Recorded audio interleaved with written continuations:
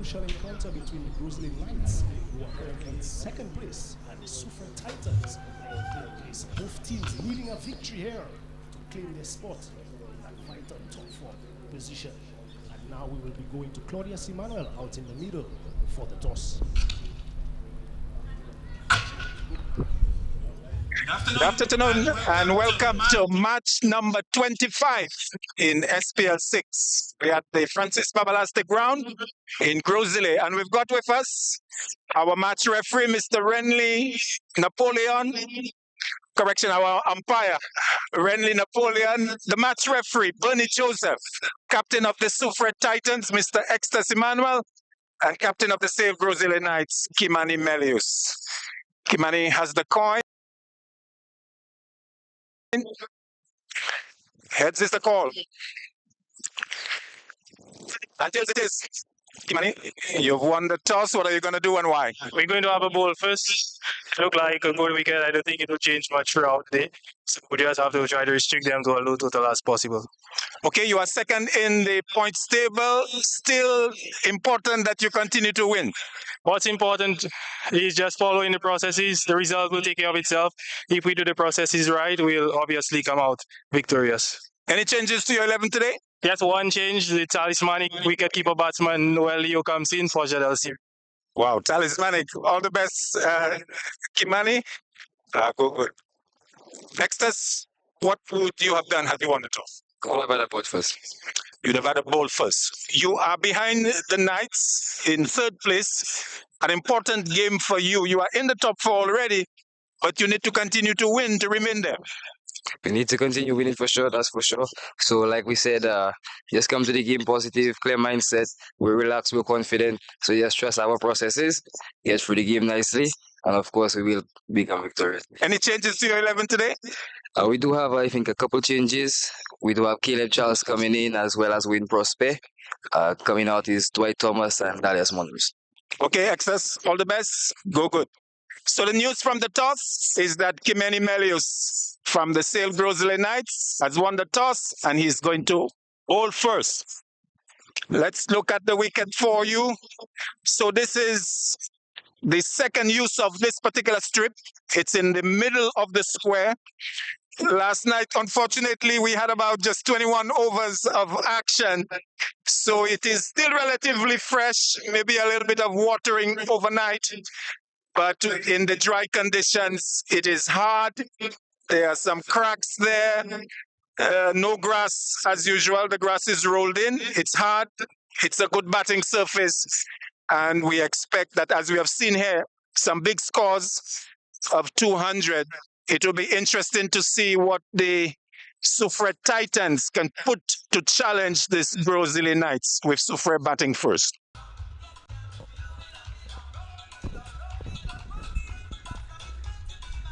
And good afternoon.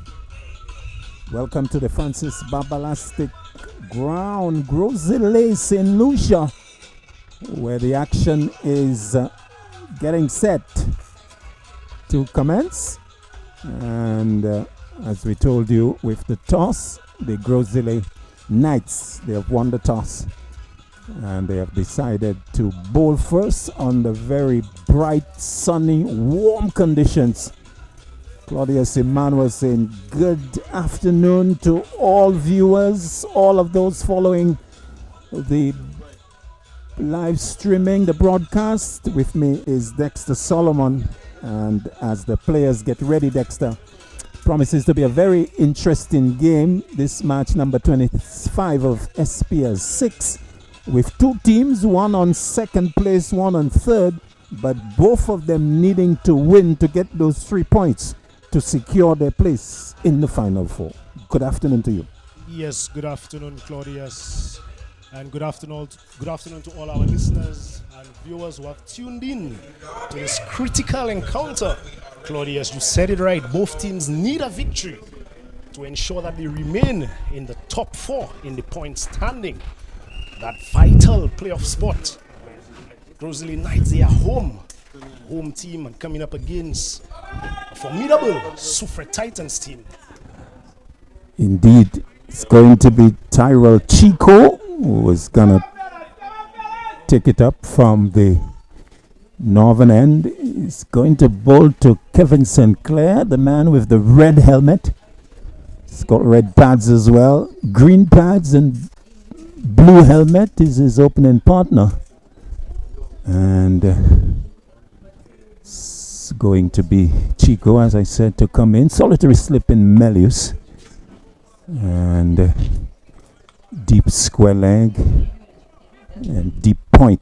We're going to see the two boundary riders, umpire John Mathre and umpire Roylin Cooper at square leg. The two who's going to be doing action. We've got a late start because we're not quite ready. First delivery, full toss, hit down to mid-off. Quite tamely, quite friendly stroke by Sinclair. Nice juicy offering there, Dexter. He didn't take advantage of it. We have seen him dismiss first ball in an innings already, but this time just tapping it to mid-off. Yes, full toss being delivered there by Tyrell Chico. First up to Kevin Sinclair, and he just really looked to time that one. Maybe an indication that today he's really putting a prize on his wicket in this critical encounter. Have to wait and see. Chico with the second delivery to Sinclair. Oh, he doesn't bowl. Not happy with something about the approach there. And pulling out of the delivery. So with Kevin Sinclair is Matteo Boulogne. And the two in action for the Soufriere Titans. Jade Mountain Soufriere Titans. Sale Gros Islet Knights winning the toss and bowling first. Chico moves into Sinclair. Sinclair gets one that's short and wide, chops it away. Down to Edward Tariq on the boundary. And Sinclair getting off the mark. Very sedate stuff to start off with. One without loss. Sinclair getting off the mark. Yes, a very watchful start there from Kevin Sinclair. Maybe an indication that the word in the Soufriere camp is that he needs to bat for the majority of the 20 overs, something we have not seen so far. He has a very high strike rate, but his aggregate of runs has not been what they expected, although he is the second leading run scorer. Bowler the left-hander to take his first ball from Chico. Down the leg side. And nowhere. Leo tumbling away to his right. He gets his first touch in SPL 6. Leo, the keeper. The one change for the Sale Gros Islet Knights. Leo coming out of CWI for the championship action. Windwards going down to the Windwards Volcanoes, going down to the Happy Eagles from Guyana. Chico to Boulogne. Boulogne again down the leg side. Leo has let that go. Can the man come across? Good work. Isaiah Jones tumbling to keep it away from the boundary. One to the batter's leg by signal by umpire John Mathre. So it goes to 2 without loss. Give you the two teams. So the Soufriere Titans give you that after the delivery. This delivery coming up. You can look at it on the screen. We'll go through it after the next delivery. Chico to Sinclair down the leg side, hooking at it and getting it away from a diving Leo. Oh, that's a wide call, so no bat on that.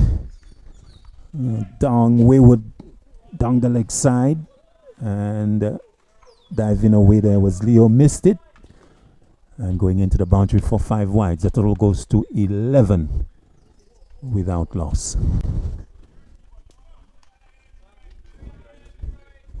Yes, a very wayward delivery there from Tyrell Chico, gifting the Soufriere Titans 5 wides in the process. Chico moving into Sinclair. Sinclair plays a loose shot outside the off stump to another wide one, much fuller. Really no need to play. Crossed with himself that he was induced into what was really a rash stroke. Chico, a little wayward here in this first over. Third wide of the over as the total goes with the single to 12 without loss. Yes, early signs that he's struggling to adjust to the left and right hand combination. We've seen wides on either side of the wicket to both these batsmen, and he would want to correct that. It's just still 3 deliveries left to come in over number 1. Chico needing to be in better areas. Moves into St. Clair. St. Clair gets one that is wide-ish. John Maffrin taking a long, hard look at that and then allows it to go unpunished inside the blue line, the white guideline. So it's a dot ball. Chico here needed to be a lot closer to the off stump to bring at least the solitary slip in Melius in play. Yes, perhaps a little bit fuller as well to get that drive out of Kevin Sinclair. We've seen him allow those deliveries to go by, to be taken by the keeper, but he's getting some movement away from the right-handed batsman. Chico moves in. Sinclair full toss, lofts that over the onside, gone all the way. Another poor delivery from Chico, lofted over the long on position and away for the first boundary of the innings, first maximum. Sinclair moving to 7, and the total has gone into the teens. No wicket down as yet. It's a very gentle start from Tyrell Chico by any stretch of the imagination, and he would not have gotten away with this on the second full toss in the over to Sinclair. Chico to complete the first. Moves into Sinclair. Sinclair looking to hook at that. Doesn't get hold of it. Finishes there backward square leg. And they stay in their respective creases. End of the first over, 15 without loss. As we look at the two teams, starting with the Soufriere team. Yeah, for the Soufriere Titans in this critical encounter, we have Kevin Sinclair and Mateo Bolo in the opening pair. Dijon Charles, Kurt Edward, Julian Sylvester, Captain Ecstasy Manuel. Wayne Prospect comes back into the 11 today. Shania Mesmin, Javon Charles, Kevin Gassi, and Caleb Charles returns to the 11 for the Soufriere Titans. So a couple of changes there for the Jade Mountain Soufriere Titans. The Gros Islet Knights, Jad Goodman, Noel Leo comes in for Jadel Cyril, Kimani Melius, Tariq Edward, Lee John, Simeon Gerson, Dylan Douglas, the overseas player, Tyrell Chico, Isaiah Jones, Davin Ford, and Beyond Fanis. So these are the two 11s. Lee John will be the man to pick it up from the southern end. So the Knights here, Dexter, they're going to start. They have started with seam. Looks like we're going to have some off spin for second over. Yes, and Lee John, the most successful bowler in SPL 6 so far when it comes to taking wickets. And Captain Kimani Melius knows how critical that is against a strong top order of the Soufriere Titans team. So they would want to get early wickets. And he has given that ball to Lee John to do just that for the Gros Islet Knights this afternoon. So John is going to bowl to the left-handed bowler. So John has picked up 9 wickets in his 6 games so far, economy of 8.26, and he will be in action against the left-hander, so he'll enjoy the matchup. It's in his favor to start off with. Square leg and deep mid-wicket, the 2 out for the off-spinner. It's going to come around the wicket to Bowline. Bowline is getting one on about leg stump. Plays it away to get a single that will get him off the mark. 16 without loss. Really contrasting start from Mateo Boulogne and Kevin Sinclair so far compared to what we saw in that game against Choiseul in Lafargue. Both of them really striking close to 300 out of the 7 deliveries that they faced today. A very deliberate effort to ensure that they really get themselves set, knowing how crucial this encounter is this afternoon. Sinclair, 159 runs, and you spoke about strike rate. 241 almost. Yes, he's been unforgiving. He really does not allow the bowlers to settle when they come up against him. Lee John will come into him. Mid-wicket and long on. Who's just been sent a little to his right now, Chico, over the wicket. Lee John to Sinclair. Back. Plays into the offside. Could be a run out. Misunderstanding. Oh, there's mix up, and it's going to be Boulogne that loses his wicket. Tragedy there for the Titans. The ball played onto the offside. There was hesitation. Sinclair was going nowhere. Boulogne advanced. He almost reached to the crease at the striker's end, but Sinclair remained grounded. And it is Boulogne that has been dismissed by the full length of the strip. Oh my word. Unfortunate there for Mateo Boulogne, going run out for one in the second over. The Titans at 16 for 1. A very unfortunate way to lose your wicket in such a crucial encounter for your team. And really, Kevin Sinclair was caught ball watching. The diving effort from the fielder in the cover region really caused that hesitation between the two batsmen. And in the end, Kevin Sinclair really held his ground. He did not move. And Boulogne ran that single on his own. Was that Dylan Douglas or was it Beyond Fanis who did the fielding? We'd have to wait for that replay, and it looks like it's Douglas. With that diving effort coming in from the point region. And a simple run-out opportunity there for Lee John, and the Soufriere Titans, they've lost their first wicket. The new batter comes in. Captain coming in at number 3. We have seen him go up and down the order. Today he's at 3, but it's St. Clair strike, goes back. And similar type of delivery played again to the right of Douglas. No running on this occasion. Emmanuel not doing a Boulogne. Staying with the stroke, not running. Another dot ball. John to Sinclair, who's looking for a big drive. The stumps are broken. But the ball eluding the keeper, well, coming out of his grasp, and in the end, no damage done, except the wicket having to be redone. A very good effort there from Noel Leo. Sharp reflexes behind the stumps and almost effecting that stumping opportunity. But Kevin Sinclair, he looked really confident amid the appeals from the Gros Islet Knights fielders. A play and a miss by Sinclair to one, which was of a fuller length compared to the previous two that were back of a length. John continues to Sinclair. Sinclair, short delivery, turned away easily for a single to the long on fielder. And good stuff from Lee John has kept the aggressive Sinclair quiet. Sinclair with the single going to 8-17 for 1. This is the second over.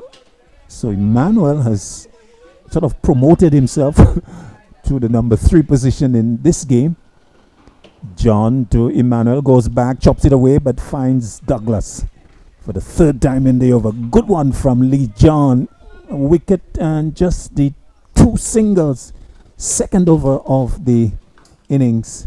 The Jed Mountain Soufriere Titans, they're 17 for 1. Yes, a vital breakthrough there from Lee John, and just what Captain Kimani Melius would have been hoping for when he did choose him to open the bowling from the other end. And he delivered the goods there in his first over. Just the 2 runs, like you would have said, economical, and also picking up a wicket. And now the Soufriere Titans, they have something to think about there inside the power play. And so important, the second over, following the erratic one from Chico. Yes, most definitely. And bowling in partnerships, that is something that is very key in T20 cricket, especially when one bowler from the other end has really a gentle start from Tyrell Chico, that was, and Lee John really tightening things up and picking up that vital wicket for his team. Bowling change at the northern end. Young Beyond Fanis being brought in, and he's going to bowl to Kevin Sinclair. So the 1 over from the big pacer, and being spelled. Of course, he has the opportunity to come back later in the innings. Bright sunshine at the Francis Babalastic ground. Wide, sort of a fly slip, and then one on the backward point. Back of a length, Beyond Fan is starting well and keeping Sinclair quiet with a dot ball. Yes, that was a very interesting delivery, because what we have seen from Kevin Sinclair is that he's not afraid to take on bowlers, even if they are just being introduced into the attack. And that first delivery there from Beyond Fanis, he was back and defended that one well. And he has shown that he's been very watchful in his innings so far in the 10 deliveries that he's faced. Deep point and deep mid wicket for Sinclair, who's going to face again Fanis, who doesn't deliver. Second time we have seen a bowler come through and not deliver. Not sure if there's something in the approach, as Fanis will go back. Fanis with a very strong run in. A real athlete. He comes in again, bows to Sinclair. Sinclair gets one that comes back, a fuller delivery, and plays it away with some amount of unease up onto the onside.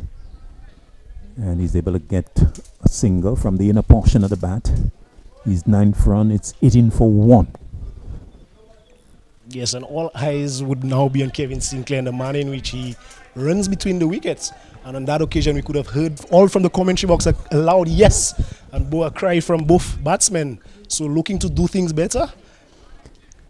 Fanis moving in to Emmanuel. Emmanuel gets one that's wide, slashes it down to the sweeper, gets a good bounce, and fires a flat return in. Tariq Edward. Emmanuel getting off the mark. No, is he on? He's on 119 for 1. Sinclair back into strike. Interesting slip area for him. Isaiah Jones on the edge of the 30-yard circle at a fly slip and also a deep backward point. Short wide and looking to slap that away. Looking to uppercut it and not making contact. So the pace and bounce there of Fanis. Sinclair missing out. Yeah, that one was dug in shot by Beyond Fanis, and he's well known and he loves bowling that length. The under-19, the young under-19 fast bowler. And that one came through a lot slower. He's picked up 2 wickets. Good economy, less than 6. Comes into Sinclair.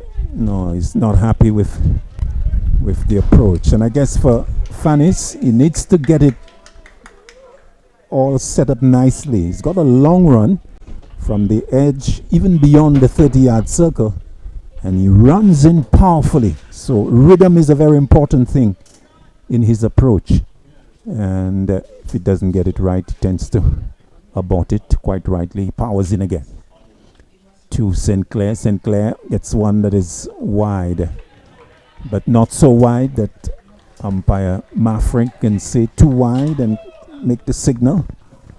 So with Sinclair not looking to be ultra aggressive, Fanis is getting away with some balls that maybe he could have been punished for. Yes, and with just the one fielder before this field change that is being employed now by Captain Melius, the one fielder that was out on the offside, Sinclair was opting to leave those deliveries that have been on the line or outside the off stump. Fanis, that's top edge, that's gone straight up. Leo the keeper is saying mine, and it is indeed his.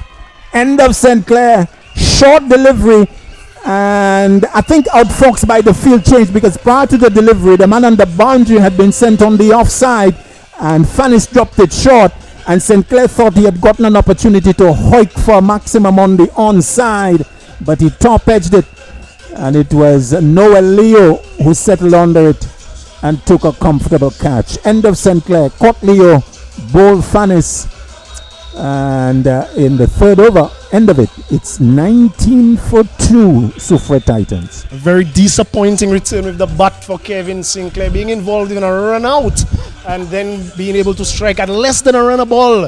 Here, as we see that one on the replay, the lack of place and looking to pull that one from outside the off stump into that vacant square leg region. That field change had just been employed by Captain Kimani Melius, and Sinclair really falling to that trap and losing his wicket in the process. And credit for young Fanis going for the short delivery and the extra pace and bounce proving to be too much for St. Clair and accounting for his dismissal.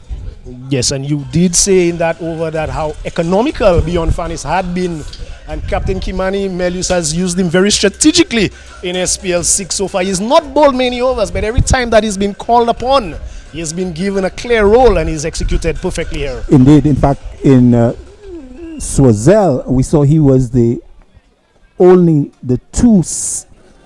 use of him were the only 2 overs of sim that we had for the entire inning. Start of over number 4, Lee John is going to move into Ecstasy Manual. Goes back, plays into the offside. Douglas is there. No run. So Dijon Charles coming in at the fall of St. Clair's wicket. John to Emmanuel. Emmanuel is looking to hoik that away. Bit of a loose stroke, you would think, in the circumstances. 2 wickets down. Emmanuel needing to put his head down. 126 runs average. Strike rate 159. Flighted delivery. Forward he goes. Bit of a misunderstanding. The throw comes in. But Leo, well, missing the stumps. As he collected but just missed the bails as he tried to effect the run out. And Charles Mick arrived home in the end. There's a really disappointed look from Captain Kimani Melius, the fielder, Dylan Douglas. Noel Leo may have had an opportunity to pick up a second wicket via the run-out route, not dislodging the bails, and Dijon Charles, he will get to face his first delivery. Indeed. Could have been run out without facing a ball. Had Leo broken the stumps. Of course, we are speculating, but it looked that close. Round the wicket, John to Charles. Charles gets a wide delivery and hits it hard into the ground. Jones picking up an extra cover. Stays 20 for 2. John round the wicket to Charles. Charles goes back and looking to play late. Not able to beat the offside field. Another dot ball. Another one from Lee John. 1 over and 5 balls. I reckon he has bowled some 8 or 9 dot balls. Comes in short, hit into the offside, but straight to Tariq Edward. Another good tight over from John. Just a 1 run coming. 5 dot balls. 20 for 2 it is after 4. Yes, a brilliant spell of 2 overs there from Lee John. He has not picked up a wicket, but his economical rate has been brilliant. Just the 3 runs of his first 2 overs, and it must be something about the off spinners in SPL 6 that have operated from this end. We saw Joshua Mann from the Barbono Leatherbacks pick up a 6-wicket haul bowling from this end. Hazel Shalry a couple of nights ago picked up a 6-wicket haul from that end as well. And Lee John, he's started this afternoon with brilliant figures so far of his first 2 overs. Beyond Fanis will move in. Start of over number 5. He'll bowl to Emmanuel, who is driving and missing outside the off stop.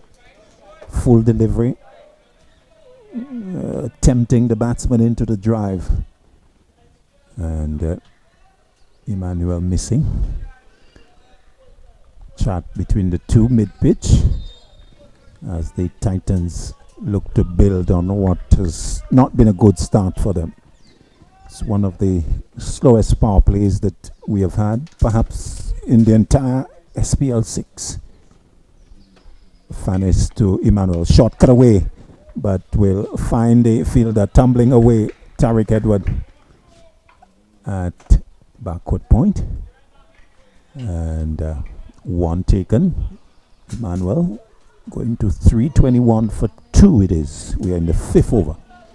Yes, credit must be given to the Gros Islet Knights the way they have started here this afternoon. The field placing and the bowlers have really stuck to those plans that they must have discussed off the field, and now they're executing in the middle. Left-handed Charles comes into strike, deep point and deep square leg. 175 runs, strike rate 156, turned away through square leg quietly as Charles will get an additional run. Emmanuel 127 runs, his average 151. Correction, his strike rate. He will come into strike.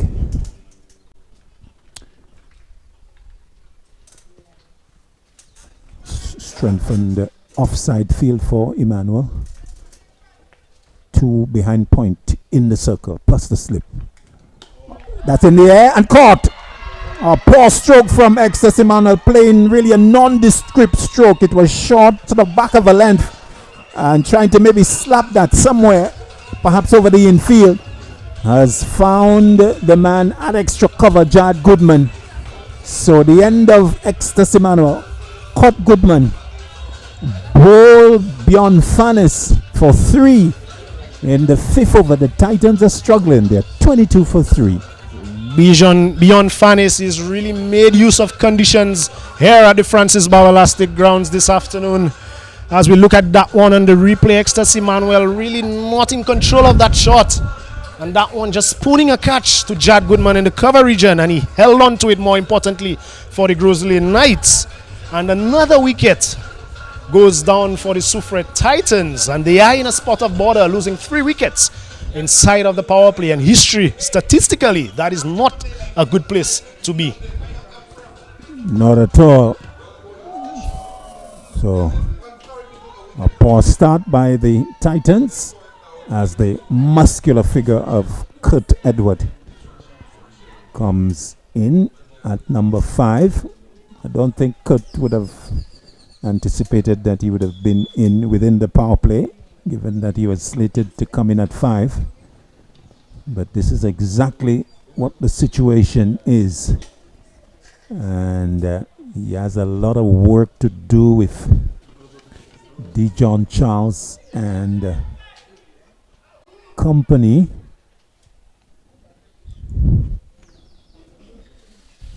As Kurt Edward with Sylvester, Prosper, Mesmin, Charles Gassi and Charles to come.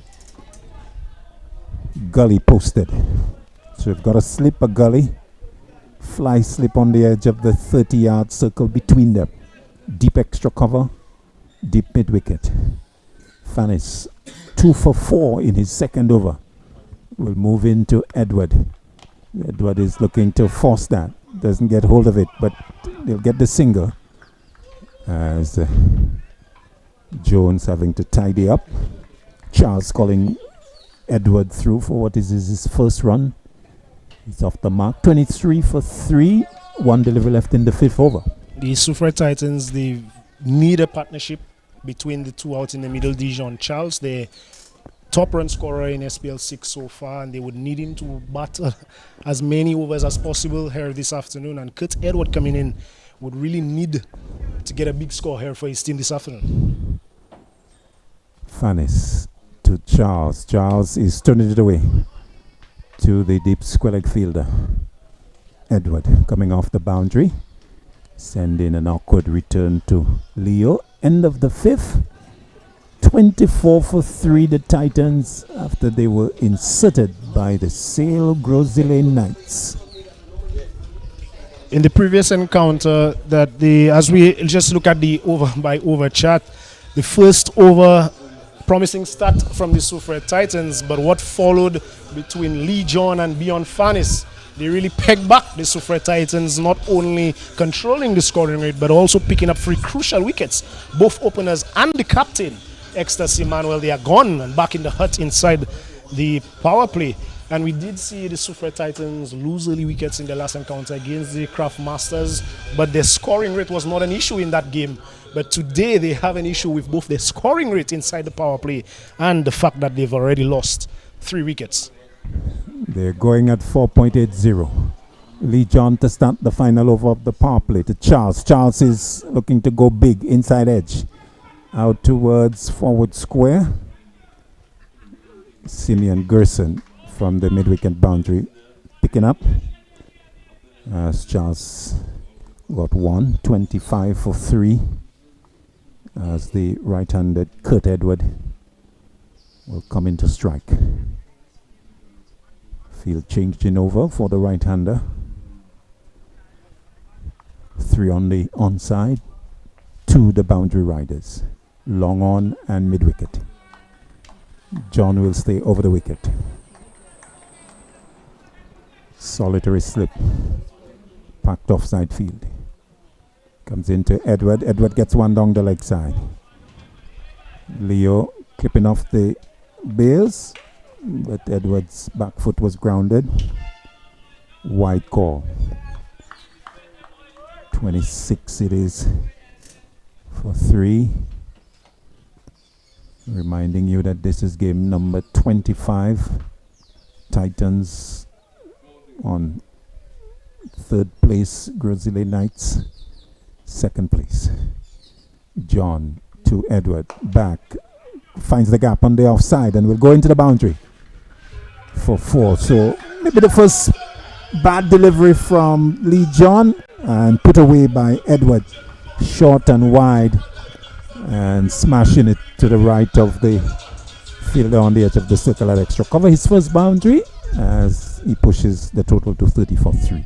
Yes, a good shot there from Kurt Edward, releasing some of the pressure that is being built by Lee John from this end. John moving into Edward. Edward is in defense. Flatter, faster delivery, on target. No room to extend those arms. Having to defend. John back to his previously tight ways. Comes in again to Edward. Edward turns it. It's on the stumps. Possibility of 2 there had they gone aggressively. But you'd find that they settled very early on for a single. And in the end, they almost walked it. 31 for 3. 2 deliveries left in the 6th over. Pair out in the middle, probably in the back of their minds that ran out in the first over. Look, wanting to ensure that that is not repeated here this afternoon.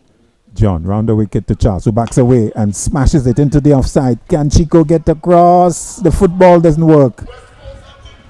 So a boundary to Charles, making room, backing away, and then finding it fairly wide of off stump that he could free the arms and beating the man inside the ring. And Chico was not able to come across from long off. So a boundary, the first for Charles, as the total goes to 35 for 3. Identical shot there from Dijon Charles to what we saw from Kurt Edward. And the batsmen on both occasions, they had to wait a little while longer. And they were able to capitalize. John again to Charles, much straighter, turned away. Shout of no from Kurt Edward to complete the over. The power play as well. 35 for 3. The Jade Mountain Soufriere Titans. An indication that there is something out there for the bowlers in this wicket. Probably not that flat out road that we've come to expect at the Francis Barber Lastic grounds. And the Soufriere Titans, they really need to probably take a page from what we saw from Mervyn Wells a couple of nights ago, getting to 70 in about 50 deliveries. Slow but very crucial. That sort of innings may well be what the Soufriere Titans team would be looking for from one of Kurt Edward or Dijon Charles, or even both of them. They need a partnership to really set a platform for the bigger hitters. Shanai Mesmin, Julian Sylvester, Kevin Gassi still to come. So they need not to panic, but really just keep focus and look to bat until that drinks break at the 10 over mark. Beyond Fanis being given 3 straight here by Melius, and why not? It's 2 overs, 2 for 6.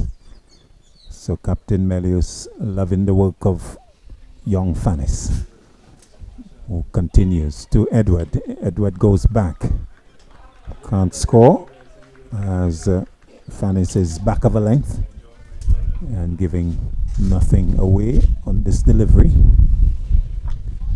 He stays on 6 from 5. 35 for 3. We'll give you the points table during the course of this over. Titans on 9 points. Knights also on 9, but Knights with a better net run rate. Fanis to Edward. Edward chops it away. Down to the sweeper. And they take 1. 36. 36 it is for 3. Fanis going back. So City Blacksters on 16. Gros Islet 9 points. Soufriere 9.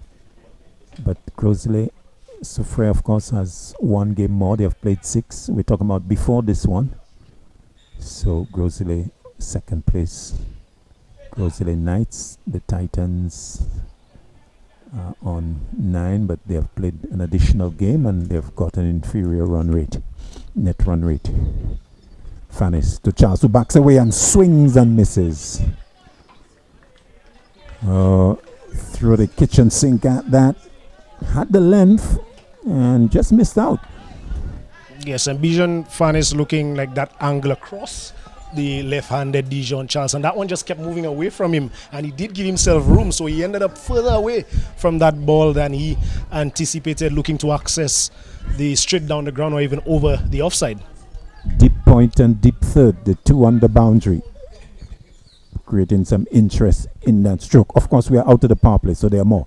Short, hooked away, and will go fine, and will beat Jones to his left. Jones at a backward square leg position, not able to cut it off. A boundary, the second one to Charles. He goes to double figures. 40 for 3. Of course, we are out of the power play, so more fielders on the boundary. Long on, deep square leg, and long leg. We actually have 5. 3 on the on, 2 on the off. Fanis in the 7th over continues to Charles. Pace off delivery, back of a length, just turn quietly through the square leg position for a single. The super coming off the boundary. 41 it is for 3. We still have 1 delivery, I make it, left in the 7th. Yes, and we could see that so far in this over, we could see that Captain Kimani Melius and Beyond Fanis, they're really thinking and keeping the batsman guessing as to what length and line will be bowled. We could see them making some changes with the square fielders on the leg side, probably putting in the batsman's head, a short delivery is coming, and then we see those length deliveries outside the off stump, bluffing Dijon Charles, and Beyond Fanis is really stuck to the plans that Kimani Melius has asked of him. Melius has moved himself from slip to the edge of the circle at backward point. Fanis to Edward, short, played in the air, could be a catch. The sweeper coming in, Tariq Edward, the legs to take it on the bounce, and it eludes him, and it will go for 4. Oh, some poor work there in terms of judgment. Initially, maybe suggesting that he couldn't have made it, but didn't really cater for the fielding, and that hit and veered to his left as it usually does, and in the end it looked a little comical as it went for 4. So Edward gets away with 1 at the end of the 7th. He goes to 11, and it's 45 for 3. A good over there for the Soufriere Titans. Some 10 runs coming off this Bijan Fanis over, and complementing that over, that previous over that saw 2 boundaries being struck off Lee John as well. And Kurt Edward, maybe a slower delivery. That one did not come at him with any pace, and he really had all the time in the world and hit that one straight up. Perhaps Kimani Melius at that backward point region on the edge of the circle may have had a better chance running back and trying to take that catch. But a good boundary there for the Soufriere Titans, and they continue to fight in this contest. Bowling change from the southern end. Darving Ford replacing Lee John, and he'll bowl to Charles.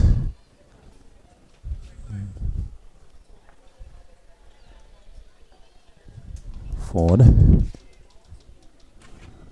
with his first delivery to Charles. Charles is very quietly tapping it away the point area, and there's no run. Ford has picked up 3 wickets, economy just above 9.5.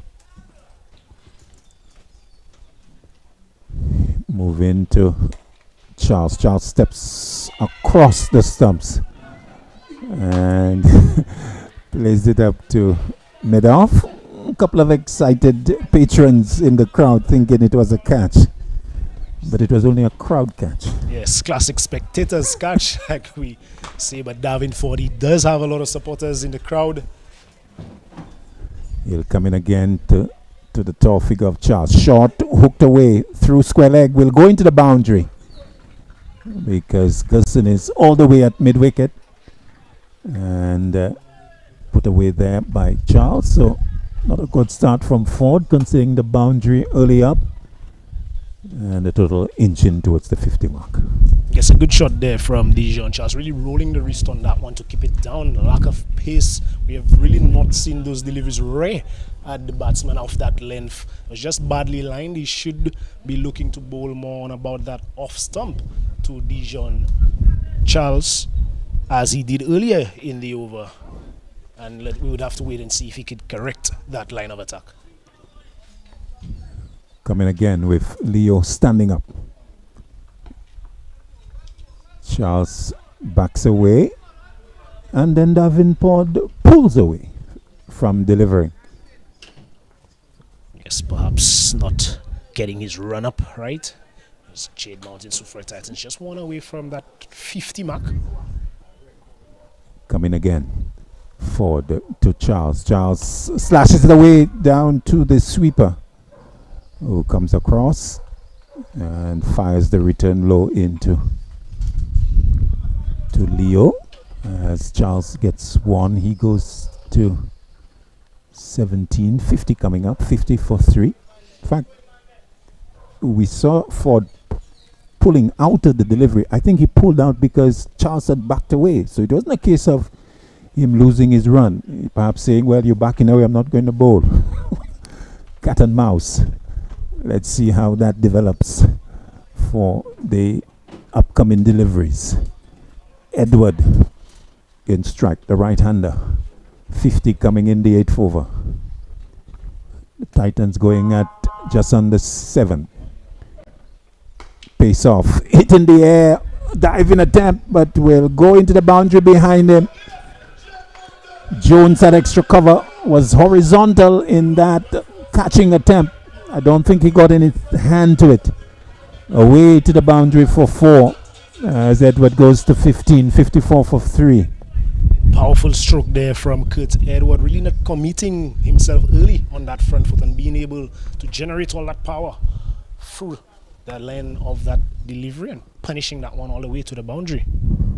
Ford again to Edward. Short hit away, this time straight to the sweeper, Gerson, and so it's just a single as the Ford over comes to an end. The 9th of the innings, 55 for 3 it is.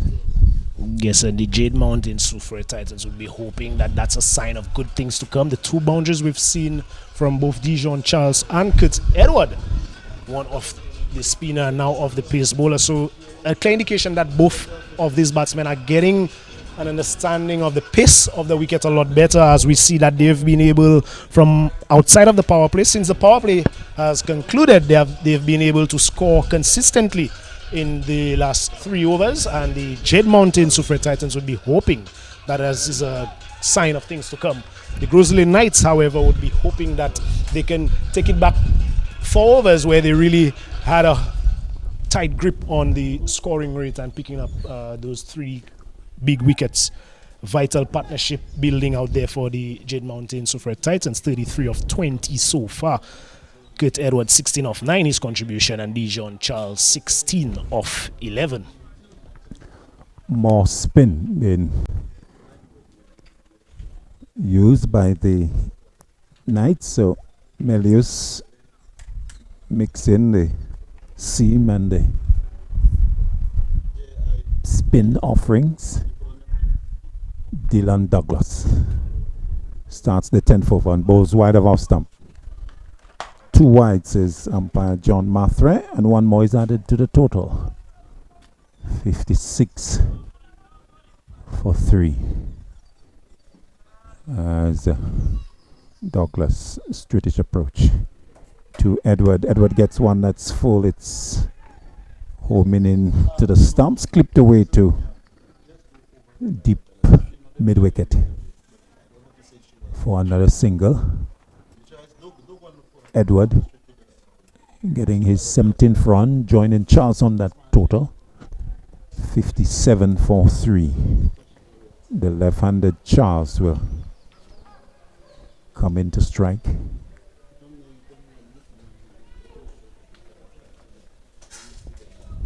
You're getting to the halfway mark of the innings. Round the wicket as Charles drives down the ground to long off. And the partnership continuing. It's into the 30s. So repairing the poor start by the Titans. Short, that's it away out towards the offside and into the boundary for 4. Short and wide. Douglas delivering that one from beyond the bowling crease, not even getting into the box, and it ended up short and smashed away by Edward into the vacant extra cover boundary for 4. He goes into the 20s. It's 62 for 3. That has to clearly be a strong area for Kurt Edward. All 3 of his boundaries have come in that same area, same shot. 2 of the spinner and 1 of Davin Ford in the previous over. Douglas to Edward. Edward flatter delivery. It's wide of off stump. It eludes the keeper.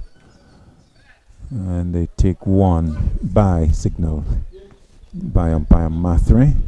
The total goes to 62 for 3 in the 10th over. Yes, and Dylan Douglas, not known to really be a big spinner of the ball, really looks to bowl very quickly and stump to stump.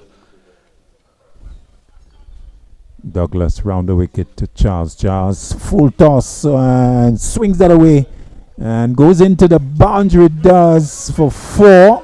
I think umpire Maffra is also saying that's a no ball because that's a full delivery above the waist. A poor one from Douglas, penalized by both the batter and the umpire, as the total goes to 68 for 3. Charles now getting a free hit. Yes, and can he take advantage of that? Douglas to Charles. Charles hoiks that away, and that has gone just inside the boundary at backward square leg for 4. So taking advantage of the free hit and whipping that away into the boundary as he goes to 26. And the total 72 for 3. And over continuing as this one not going how the Knights would have wanted. Douglas again to Charles. Charles is forward and defending. Back to Douglas, who kicks the ball away in disgust. Not happy with how that over went for him. So end of actually 9. So 9 completed. 72 for 3. The Jade Mountain Soufriere Titans. Another very productive over there for the Jade Mountain Soufriere Titans, and that partnership between Kurt Edward and Dijon Charles continues to grow. So the Soufriere Titans, having been asked to bat first here this afternoon under this bright sunshine here at the Francis Barber Lastic grounds, after 9 overs, they are 72 for 3. Dijon Charles, he's 26 of 19, and Kurt Edward 21 of 12. Kevin Sinclair 9 of 14. Beyond Fan is the pick of the bowler so far. 3 overs, 2 for 16. Davin Ford 1 over. He has not picked up a wicket for just the 10 runs, and Lee John 3 overs for just the 14 runs that he's conceded. 1 over before the drinks break, the Soufriere Titans would really want to ensure that there's no further inroads from the Gros Islet Knights. Ford to start the 10th over. Moves into Edward. Edward is back and pushes it on the offside. So good effort by these two for the 4th wicket. Partnership exactly 50 from 27. Real good stuff, Dexter. Yes, a brilliant effort there from Kurt Edward and Dijon Charles. Just what the Soufriere Titans needed when these two walked out to bat, and they would hope that they can continue for as long as possible. Ford to Edward. Edward smashes it but doesn't get hold of it. Goes slowly up to Goodman on the edge of the square at extra cover. No run. So Edward has done well, certainly in this partnership with Charles, striking at 130 for the series. Ford to Edward. Edward turns it, brings the long on fielder Chico off the boundary. One more to Edward. He's 22, 73 for 3. Yes, a good single there from Kurt Edward, and just in the manner in which he got that, a ball on the line of the off stump, and he has gotten the pace of the wicket with the 15 deliveries that he's been out there for, and being able to roll his wrist on that one and pick up an easy single in the vacant mid-wicket region with just 3 deliveries left before that drinks break. I would believe that Dijon Charles would be looking to play it safer. We'll have to wait and see. You never know when you're facing. Sometimes you can do funny things. Ford to Charles. Charles is slapping that down to deep extra cover. Edward is there. Gets the body in behind it. One more to Charles. 26 he is from 19. 74 for 3. 2 deliveries left in the 10th. A much better over from Darwin Ford this time around so far. Just the 2 runs off his over.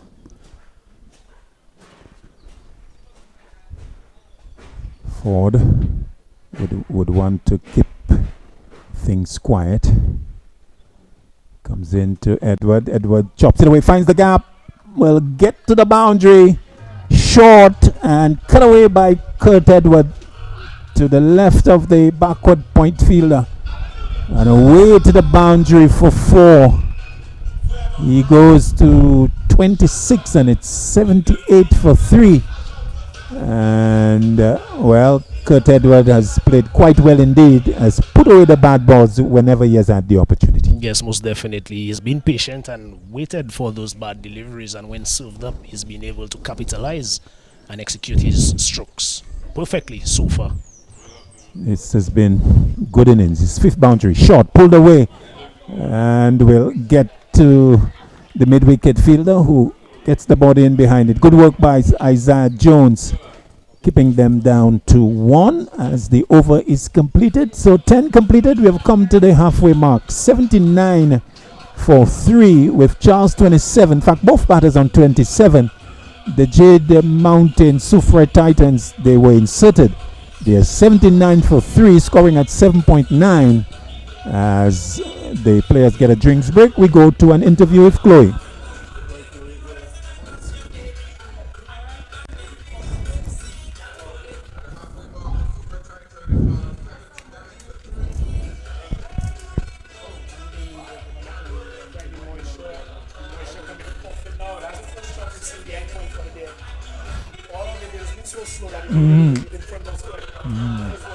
You win today guarantees us a place in the top 4, and that was the objective at the start of the season. So hopefully we could pull it off. What do you have to say to your fans?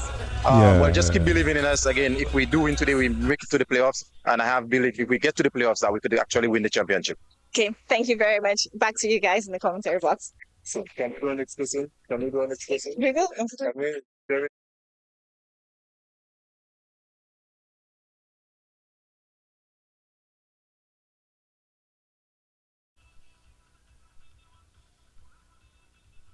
So far. Well, so far it's a good game for us. So far, the score is 79 for about 3 wickets down in 10 overs. So we're looking good at this point, and I'm hopeful that the guys will pull off a victory here today.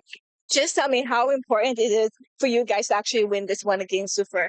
Well, for us right now, it would be a good step leading into the playoffs, and I believe that it will build momentum for the team, and I hope that we can move well into the finals and come out victorious. And the score, are you okay with it? So far, yes. Well, best of luck to you and your team. Thank you very much. Back to you guys. Okay, so the players continue to refresh themselves. So we also take a break until they resume.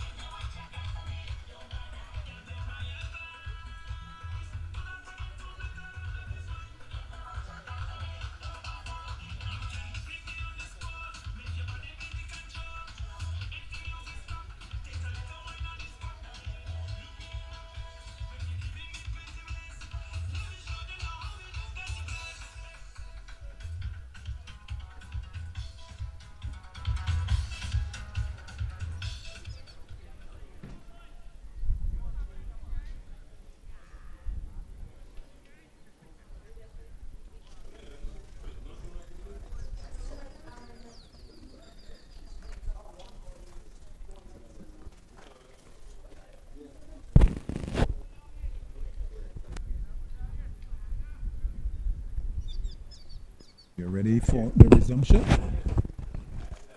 As Douglas starts the 11th over, wide of off stump. And Edward misses out. It's a good partnership by these two. No doubt they'll look to continue to push on. The Vidat is tugged out to the long on fielder. Melius has positioned himself there. And Edward gets his 29th run, 28th run, 80 for 3. The left-handed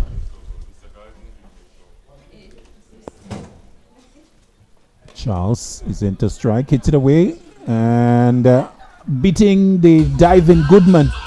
And away to the boundary at backward point for 4. Nicely put away by Charles. So he goes into the 30s. And the Titans 81.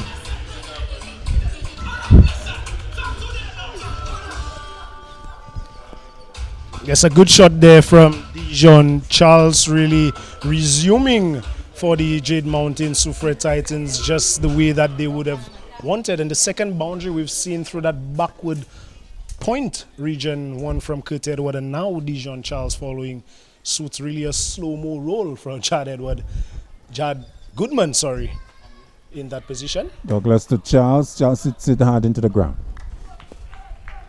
And it goes all the way back to Douglas.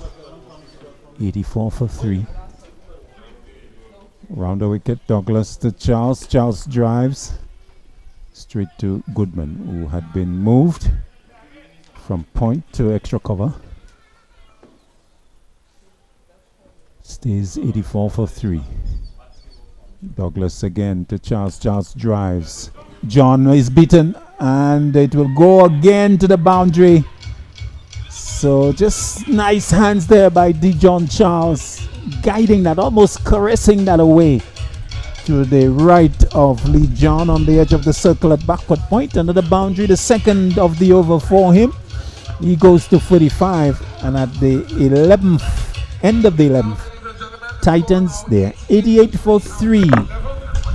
A change of personnel in that backward point region, but the result is still 4 runs, and Dijon Charles expertly finding that gap to the right of Lee John, who was in that position on that occasion, really opening the face on that one and gently, gracefully executing that shot and picking up another boundary. 9 runs off over number 11, and the Jade Mountain Soufriere Titans, they continue to pull themselves back into this contest.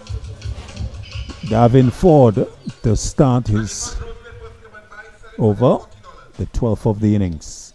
He'll come into Kurt Edward, who is squeezing that out to mid-wicket to Tariq Edward. 1 run taken. 90 it is for 3. So these two really doing a good job.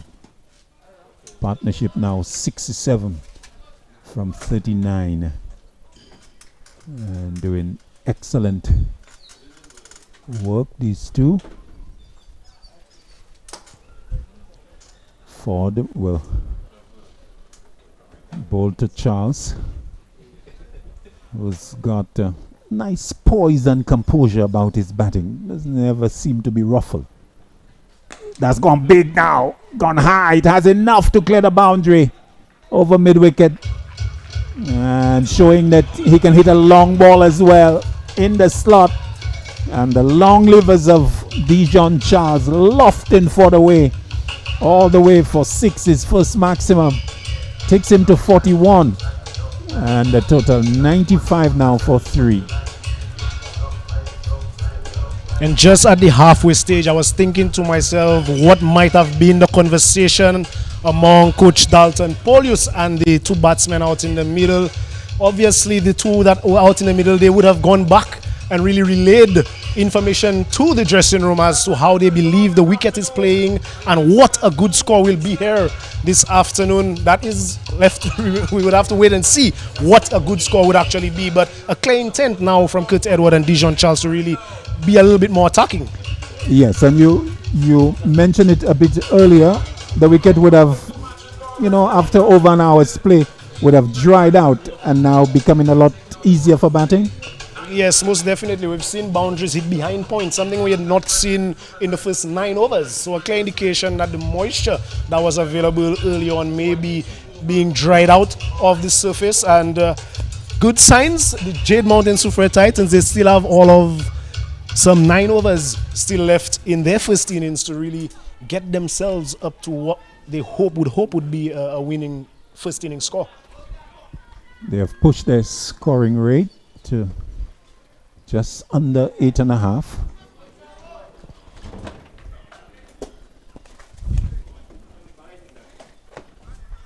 As Ford will move in again to Charles, replacement ball. Hit into the offside and into maybe the left knee of Melius as well. Didn't get a good bounce, but he stopped it from conceding a run. So it stays 95-3. Ford again.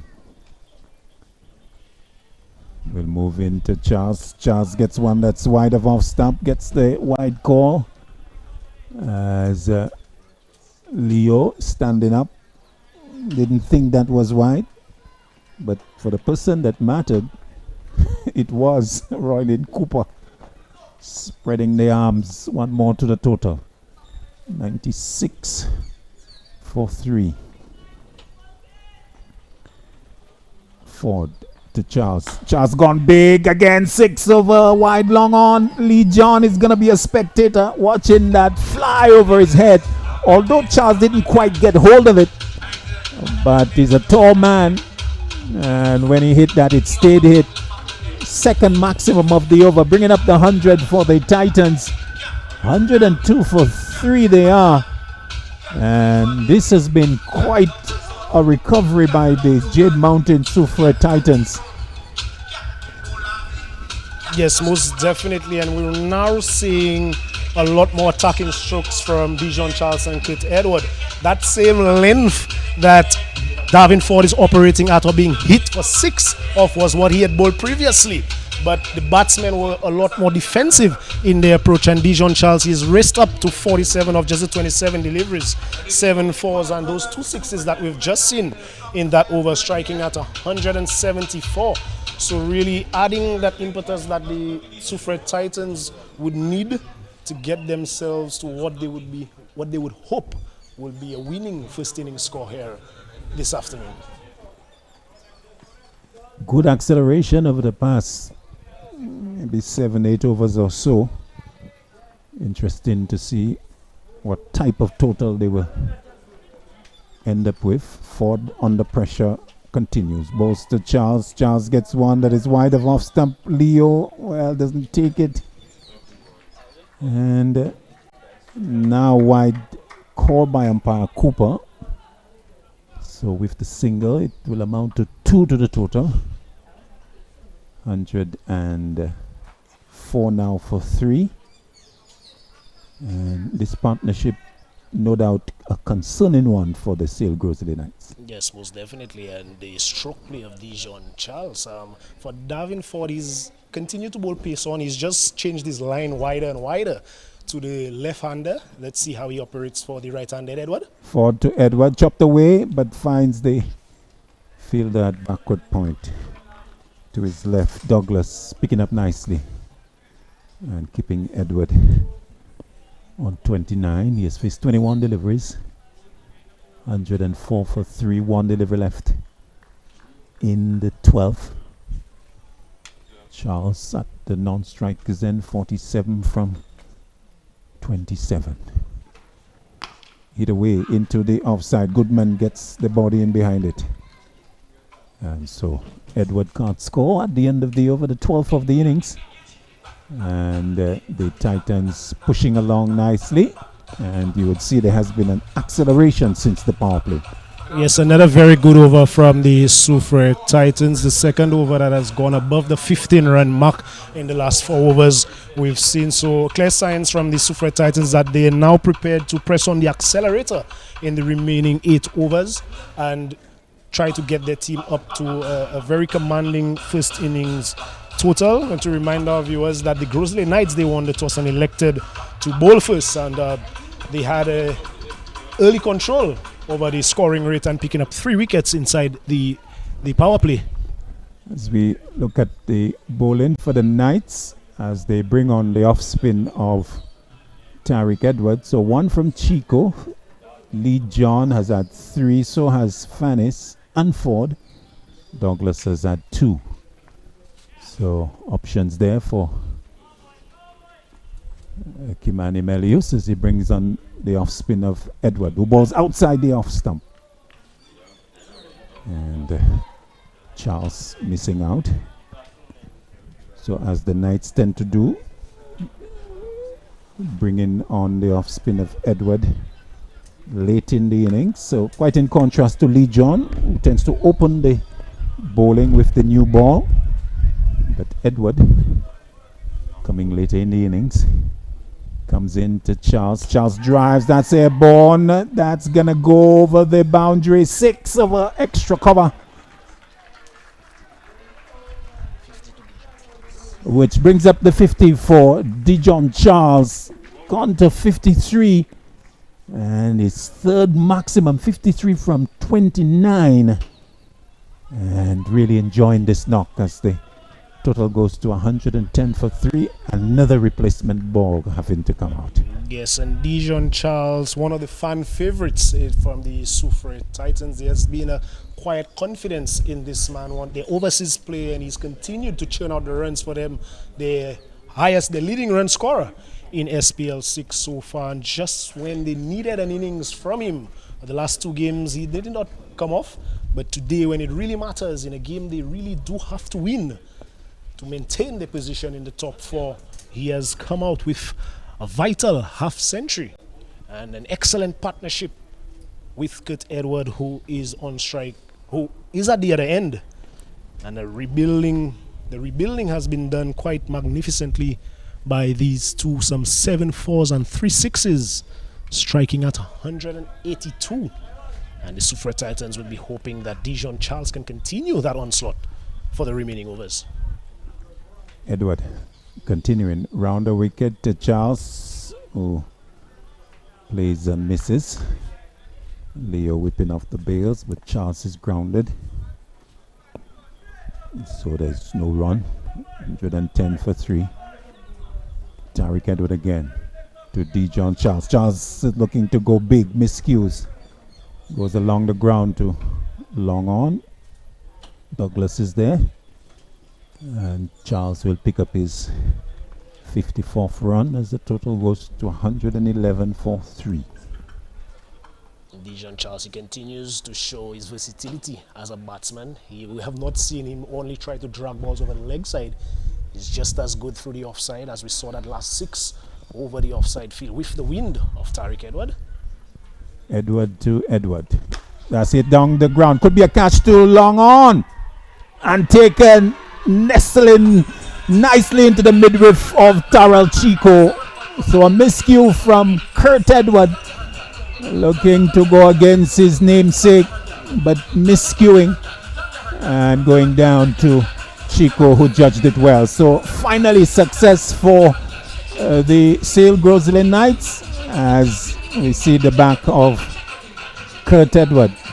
Caught Chico, bowled Tariq Edward for 29, and he hit some 5 4s. Good partnership between him and Charles for the 4th wicket. Yes, a vital breakthrough there for the Gros Islet Knights just when that partnership was threatening to really wrestle the control back to the Soufriere Titans. The Gros Islet Knights, Tariq Edward being able to pick up that crucial wicket, that of Kurt Edward. Really a power failure there from Kurt, a shot that he is well known for, that slog sweep, but that one not really being able to get that one into that mid-wicket region and picking out Tyrell Chico on the long on boundary. We made no mistake. And good effort between the two for the 4th wicket. 89 between the two of them. Yes, just when the rebuilding was required for the Soufriere Titans, Kurt Edward and Dijon Charles, they really responded well, and a vital partnership in the context of this game, taking them well over that 100 mark, and still some 7 overs after this delivery. They would be hoping that a platform has been set for the likes of Julian Sylvester, who's out in the middle now, and Shanae Mesmin to come. Success for Tariq Edward in his first over, getting rid of his namesake, as the Knights will look to take advantage of this break. Comes in to Sylvester, who pushes a full delivery away into the offside to John. End of the over, a successful one for Tariq Edward, the partnership breaker. And we have had 13 overs. The Titans going at 8.54. Yes, and with that wicket, the Gros Islet Knights have really crept back into the contest just when the Soufriere Titans, with that partnership of 89 between Kurt Edward and Dijon Charles, look to be taking the game away, or taking control away from the Gros Islet Knights. Tariq Edward picking up that big wicket of Kurt Edward, and Julian Sylvester in that number 6 position, a really crucial tool for the Soufriere Titans. His strike rate against spinners is one of the highest, and they would be hoping that he could really take down the Gros Islet Knights spinners there this afternoon. Lee John being brought back. Interesting. With 1 over left, he's been brought back for over number 14. Maybe the matchup against the left-handed Charles, who drives, tugs it out towards the mid-wicket fielder. Gerson is there, getting a good bounce at mid-wicket. And there's 1. So Charles picking up his 55th run you reckon Lee John being brought in to look to get the wicket of Charles? Yes, most definitely Kimani Melius. He's one who really thinks the game, and with two left-handers out in the middle, really getting his off-spinners on. Indeed. So he stays round the wicket. John to Sylvester. Sylvester is looking to back away, then come back into his stance position, and then hitting it hard into the ground. Being picked up by the keeper. John again to Sylvester. Sylvester back, slaps it down to long off. Douglas gets the long barrier in place and keeps it down to the single. Return eluding Lee John. Could have been an additional run, but Charles was not paying attention. So they took 113 for 4. John again to Charles. Faster delivery. Hit out towards. Oh, that's gone big. 6 over wide mid wicket. I lost it for a while, but that went flat. And it cleared the wall on the western side of the ground. A 4th maximum for Dijon Charles, taking him into the 60s as the total goes to 119 for 4. A very good shot there from Dijon Charles, really taking the attack to Lee John in this one. Lee John had been really economical until that delivery, but Dijon Charles, he is the set batter there for the Jade Mountain Soufriere Titans, and any error in line and length, he will capitalize, and he took full advantage of that short delivery there from Lee John. Indeed. Pushing the Titans to a total of some respectability now, and with the potential to be quite a challenging one for the Sale Gros Islet Knights. Still 6 wickets in hand, and with Charles going the way that he is, 61 from 23, of course, should he stay there towards the end, it really accumulate a sizable total for the Titans. The Knights, of course, would want to see the back of him. 2 deliveries left in the 14th. Lee John will continue. Balls to Charles. Charles back and slaps it down to the sweeper at extra cover or deep forward point. And Edward is there. 1 more to the total. 62 Charles. 120 for 4. Sylvester comes into strike. Yes, and very good batsmanship from Dijon Charles. John to Sylvester. Sylvester hits that in the air over the head of Goodman in the circle and into the boundary behind him for 4. So frustrating one there for the Knights as Sylvester getting his first boundary as the 14th over is completed. It's 124 for 4 with Titans pushing the rate of scoring close to 9 now.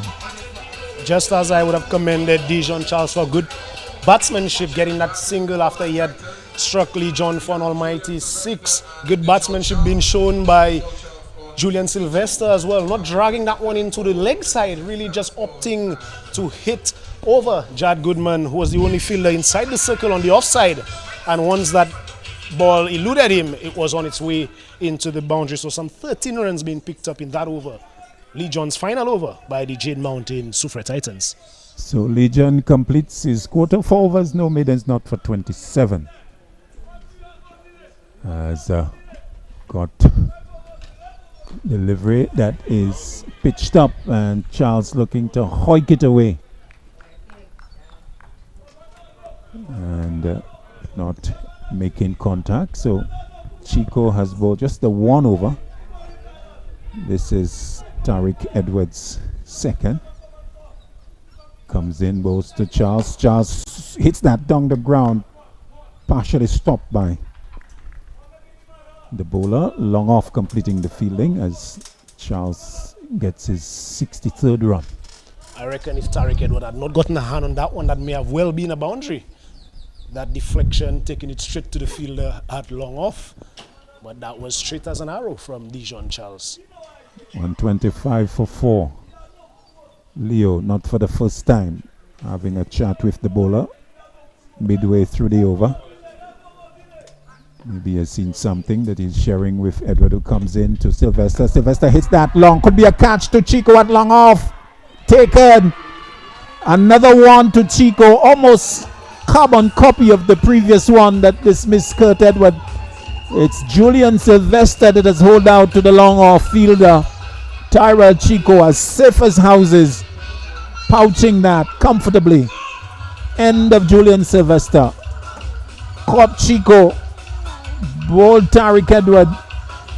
Was picked up his second wicket as the 5th goes down for the Soufriere Titans. Yes, another vital wicket there from the Tariq Edward, former West Indies under 19 player, a man who was full of experience. And Julian Sylvester, he has to go for 1 and for a moment there I was thinking whether the Soufriere Titans may have been tempted after the loss of Kurt Edward to send Shanai Mesmin, the right-hand batsman, to partner Dijon Charles. They trusted and kept their faith in Julian Sylvester, the left-hander, and the matchup with the 2 off-spinners from either end from the Gros Islet Knights really working in the Knights' favor. And now that we see Shanai Mesmin, who got a half-century against the Shozelcraft Masters, a really devastating innings in which he struck some 7 sixes. They would be hoping for a similar innings from him here this afternoon at the Francis Baba Lastic grounds in this must-win encounter against the Gros Islet Knights. Shanai Mesmin will take strike.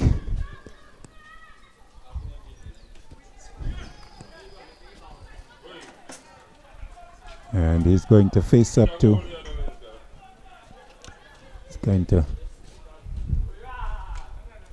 so he has had 84 runs in the series so far, including that half century that Dexter mentioned, and striking at 200. Edward will bowl to him. First delivery, he's looking for a big drive. It misses and goes through the legs of Leo. And they take 1. Bye, says Mr. Mathre. 1 to the total.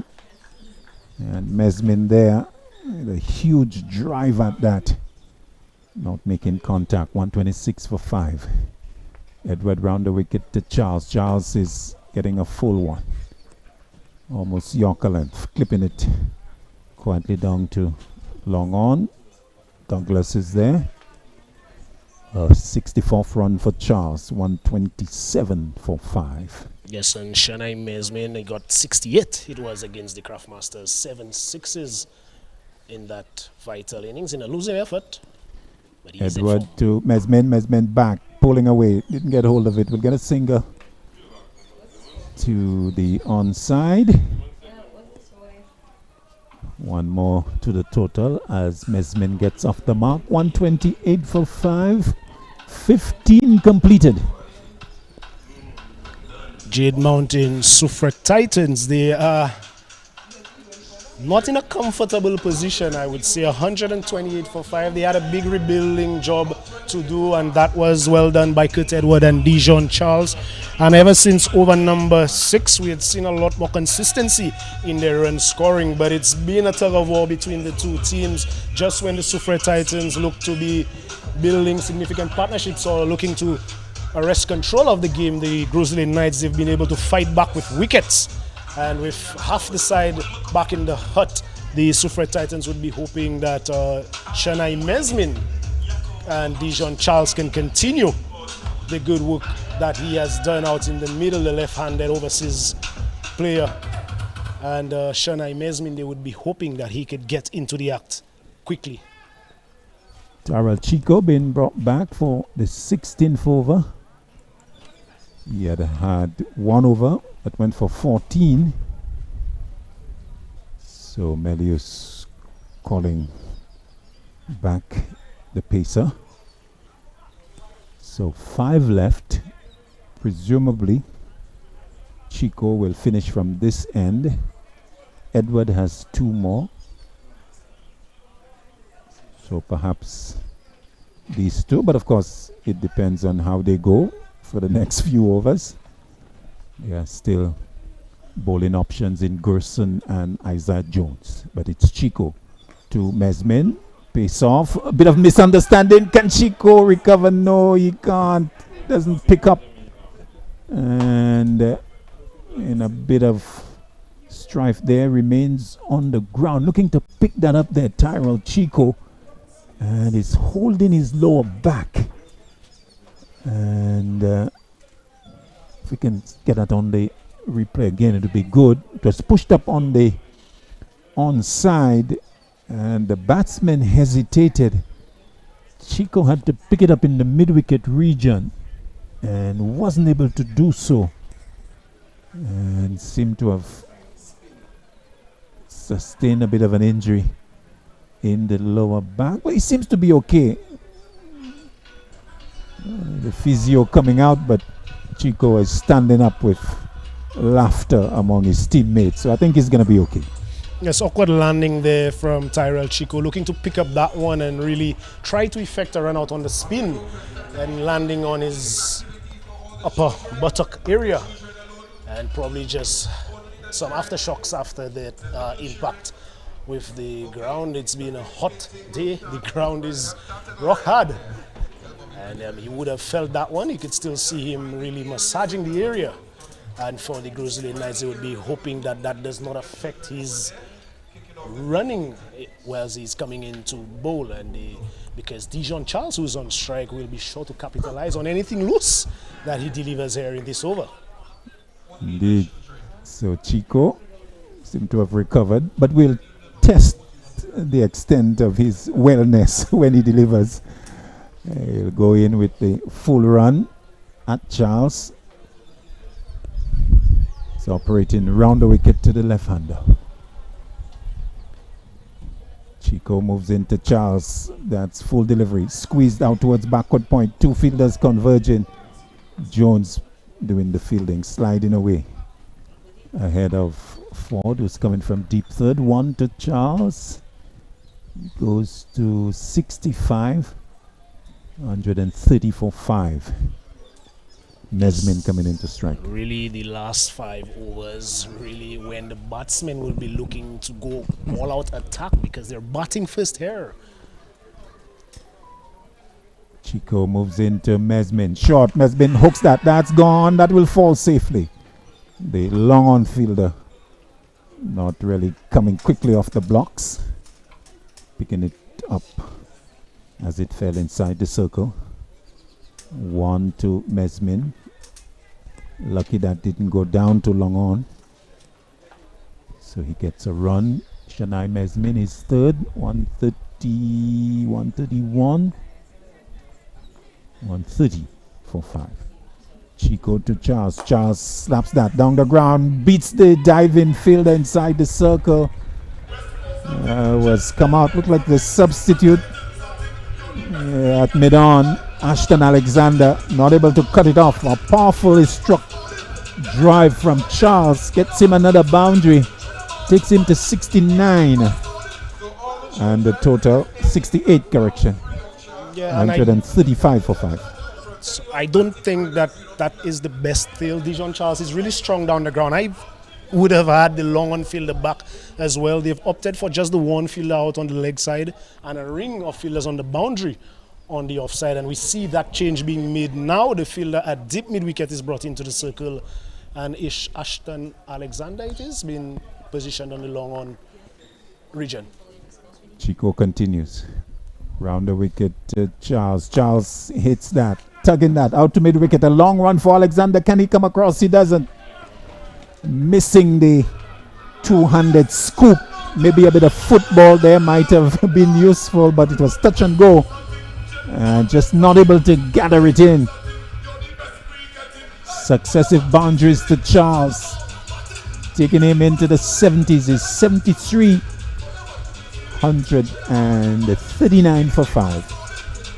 Tyrell Chico is displeased with the effort by the field on the long on boundary, but I still believe that his line of attack is a little bit too straight with the field that he said. There's a ring of fielders on the offside for Dijon Charles, so he can afford to be a little bit wider outside that off stump. But so far he's being too straight and he's been punished. See, comes in again to Charles. Charles is playing loosely. Outside off, and it goes into the gloves of Leo. End of the over. A comeback over for Chico, but considered 2 boundaries. 139 for 5. It's the 16th of the innings. Yes, 11 runs off the 16th over, and the Soufriere Titans would be hoping that the remaining 4 overs that could be a minimum for them, and as they look to really set a target that they would hope later on would be a winning one. But the Gros Islet Knights, they would know that a few chip overs in the remaining 4 overs would keep that score well within their reach, they would hope. But Dijon Charles, he's key to the Soufriere Titans' effort this afternoon. But are you good at predictions, Dexter? I could try my best to be as correct as I possibly can, but I will always stand corrected. What do you reckon would be their final total? 4 overs to go, 139 for 5. If Dijon Charles remains out there, there's a high possibility that we could see something in the region of 180. 180. We'll take a note of that as Edward starts to Mesmin. Mesmin playing across the line and missing one. He now S's a straighter push down the ground, but he was looking towards cow corner. But the cows didn't come home. Edward again to Mesmin. Mesmin is going over cow corner, just over the head of the fielder. And he gets maximum value for it. I guess it's difficult to tame your natural tendency to lash at a ball in your area. Mesmin missing on the first occasion, but connecting on the second and hitting it away over the head of Lee John for 6. 145 for 5. And that with that 6, Shanai Mesmin takes his 6 hitting tally up to 9 in just 3 innings. So he has really come to the party, and that matchup, the right arm off spinner to the right-handed batsman, which I spoke about when he came out to bat, so far it's favoring him. We'll need to wait and see how Tariq Edward responds. Edward to Mesmin. Mesmin is forward, wants a single hesitation. The underarm throw will not come in. Melius not able to pick up. Easy single in the end. 146 for 5. Mesmin pushing towards, I think he's double figures. 14.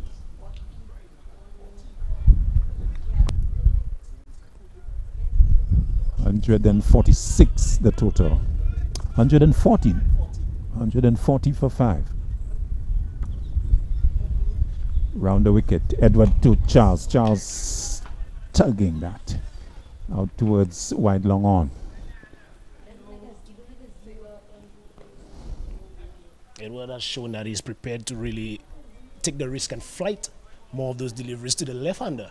But we've not seen that sort of generous flight being delivered to Shanai Mesmin. Mesmin edge down to third man. Fanis will not get that. Running away from him. It was a top edge, a slower, sort of loopier delivery. And Mesmin flashing at it, top edge. And into the boundary to bring up the 150 for the Jade Mountain Soufriere Titans. Over number 17. Proven to be productive for the Titans. Edward to Mesmin. It's wide of off stump. Wide called now belatedly by umpire John Mathre. The Knights are not happy. It was outside off stump and Mesmin trying to hoik it away. Leo breaking the stumps. No dismissal in terms of the stumping. One more to the total. 152 for 5. Hold them! This time it was full And Mesmin looking to go area, looking to go for the maximum inside, edging it onto the stumps. And so success for Tariq Edward. His third wicket. 152 for 6 now with the departure of Shanai Mesmin. Another timely blow off the bowling of Tariq Edward. He picks up his third wicket here this afternoon. And Shanai Mesmin, he has to go for 14 of 9 deliveries, 1-4 and 1-6. But very good bowling for Tariq Edward. He really set up that wicket. The 2 deliveries prior, we saw they were a lot slower through the air. And then surprising Shanai Mesmin with that faster delivery on the line of the stumps, only managing to get an inside edge and being bowled comprehensively by Tariq Edward. 3 overs, 3 for 23. The Jade Mountain Soufriere Titans, they've lost the 6th wicket and still 3 overs to go. Shanai Mesmin determined to keep on hitting boundaries, but missing out on one that was in the block hole. Kevin Gassi, the new batter, come in as number 8. So 17 overs. Bowling being continued at the southern end by Chico, who's going to come in for his third over. So Tariq Edward continuing to pick up wickets. Has picked up his third in this innings. He's got 1 over left.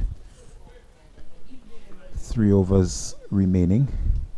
You reckon, is there enough deliveries for Charles to try to get to 100? Yes, certainly just 26 runs shy of that 100, which would be what, the 4th 100 of SPL 6 if he does get there. Perhaps the 5th. I think the 5th. We have had 2 from Tariq, 2 from Teapots, 1 from Fletcher. Right, so we have had 5. So it would be the 600 of SPL 6. Can Charles get there? He needs a big over. This is the 18th. Chico to him. Full and wide. Called wide by umpire Cooper. Let's look at the field for you as the total goes to 153 for 6. Long off, long on. Deep mid wicket. Deep third and deep backward point. Your assessment of the field, Dexter? Yes, I believe that's a better field to what we saw in the previous over, but it all depends on the execution from the bowler. Chico to Charles. Charles is going big. That's gone high. It's cleared the boundary at mid wicket. 6 into the road beyond the wall between the ground and the cemetery. Another maximum of the bat of DeJohn Charles takes him to 80. And the total 159 for 6. And Charles really striking it in this innings. Strike rate of just over 186. 5 sixes and 9 fours. And it certainly doesn't matter what field you have set when DeJohn Charles is in that sort of mood. And Tyrell Chico, he got the line wrong again on that one. That one has a slower delivery, not a bad option, but that one was too straight. And DeJohn Charles with that lovely swing of the cricket bat, getting enough on that one, depositing it over Simeon Gerson, who was just a spectator out on the deep mid-wicket boundary. So look at that one on the replay, really just pivots, and that hip just sways out the way and the bat comes through. Yeah, in the slot for the John Charles with the long levers getting under that and lofting it. Chico continues to Charles, wide of off stump. Too wide. And a call wide by the umpire. 160 for 6.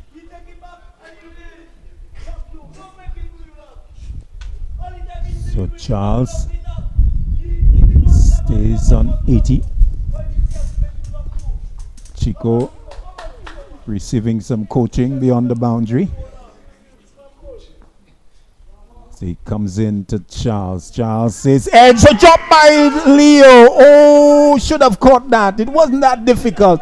Got to both gloves to it and put it down. Charles getting a single. This ought to have been taken, Dexter. It wasn't that difficult for the keeper. The opportunity was created by Tyrell Chico and Noel Leo. As we look at that one on the replay, an almighty heave, diving to his left. Really did not get his gloves in the right position and dropping a big opportunity for the Gros Islet Knights. Will they be made to pay for that one? Charles goes to 81 with the chance put down by Leo. 161 for 6 as Gassi, also a left-hander, comes in to strike. Chico to Gassi. Gassi hits down the ground. Can the fielder come across? No, he can't. No diving from Lee John. No saving of the boundary. 4 to the mid-on, the long-on boundary. And again, we see the fielder inside the circle, and therefore the boundary not being saved. And a boundary to Gassi. He gets off the mark. 165 for 6. Kevin Gassi must have been batting out in the huddle, and looks like he's coming and gotten into the act right away. Chico to Gassi, short top edge in the air. Can Goodman come in? Oh no, he doesn't. It jumps in front of him, and I think it's been saved by a bit of football from Beyond Fanis. And Gassi is able to come back for the second. But a catching opportunity, a more fleet-footed fielder could have gotten to that. But Jad Goodman is not that quick over the outfield, and so not able to make a catch of it. So 2 to Gassi, goes to 6, 167 for 6. A little frustrating this over for Chico, who comes back feeling the pressure, wanting more support from his teammates. So he comes in again to Gassi. Gassi short, smash down to backward point. The fielder is there on the bounce, Jones, and limits it down to the single. Chico happy with the result. 169, or is it 168? 168 for 6. Gassi going to 7. Charles 81 from 44. 19 away from his 100. We reckon 13 balls left in the innings. Will he have enough to try to get to 3 figures? Chico moves in to Charles. Charles hoiks that away. Through square leg. All the way 6. Didn't quite get hold of it, but it went far enough to clear the boundary to the right of the fielder, who was in a backward square position. So another maximum to Charles, taking him to within 13 of his 100. End of the 18th, the Jade Mountain Soufriere Titans, they are 174 for 6. Some 22 runs being taken from that, the third over from Tyrell Chico, as we look at that final delivery on the replay. A short delivery, and Dijon Charles depositing that one over the square leg region, the highest run scoring over for the Soufriere Titans in the innings. But one has to really feel for Tyrell Chico.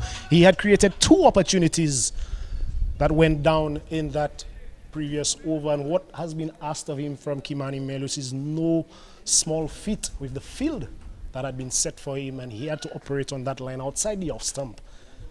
He did create the opportunities. One went down from the keeper Noel Leo, and the other falling short of Jad Goodman at fine leg, and they've been made to pay. 2 overs to come. Well, you said 180, Dexter. They have gotten to 174. Helmet been brought out for Leo. Start of the 19th. A play and a miss by Gassi. As that's into the pad. So Edward gets away with a dot ball. Charles needing to be in strike. Delivery that's hit through the hands of Tariq Edward, but he has support from Chico at long off. Keeps it away from the boundary. One to Gassi. He's 8 front. 175 for 6. Charles on 87 comes in to strike. Edward moves into Charles. Charles full toss, hits down the ground. Can the fielder come across? No, he can't. 4 runs. Oh, that's Dylan Douglas, who's not able to come away from long on to his right. And that has gone for 4, taking Charles into the 90s. He's 91. 179 for 6. And, 9 away. 2 scoring strokes away from the 100. Very much possible. So he comes in now. Wide of off stump, let go by Charles. He gets the wide. 180 for 6. Yes, and Dijon Charles has really made the Gros Islet Knights pay. And Noel Leo will not be a happy man behind the stumps, knowing that he did put down that catch. Edward to Charles. Charles has gone. That's hit off the hands of Charles. Hesitation. They go back to their respective creases. Don't think that was cotton ball. Was that into the ground? Was that a cotton ball chance? Not sure. It went airborne to Edward. May have come from the ground. May have been a catch. Stays as a dot ball. He comes into Charles. Full toss. Hit away. Out towards Douglas, who keeps it away from the boundary.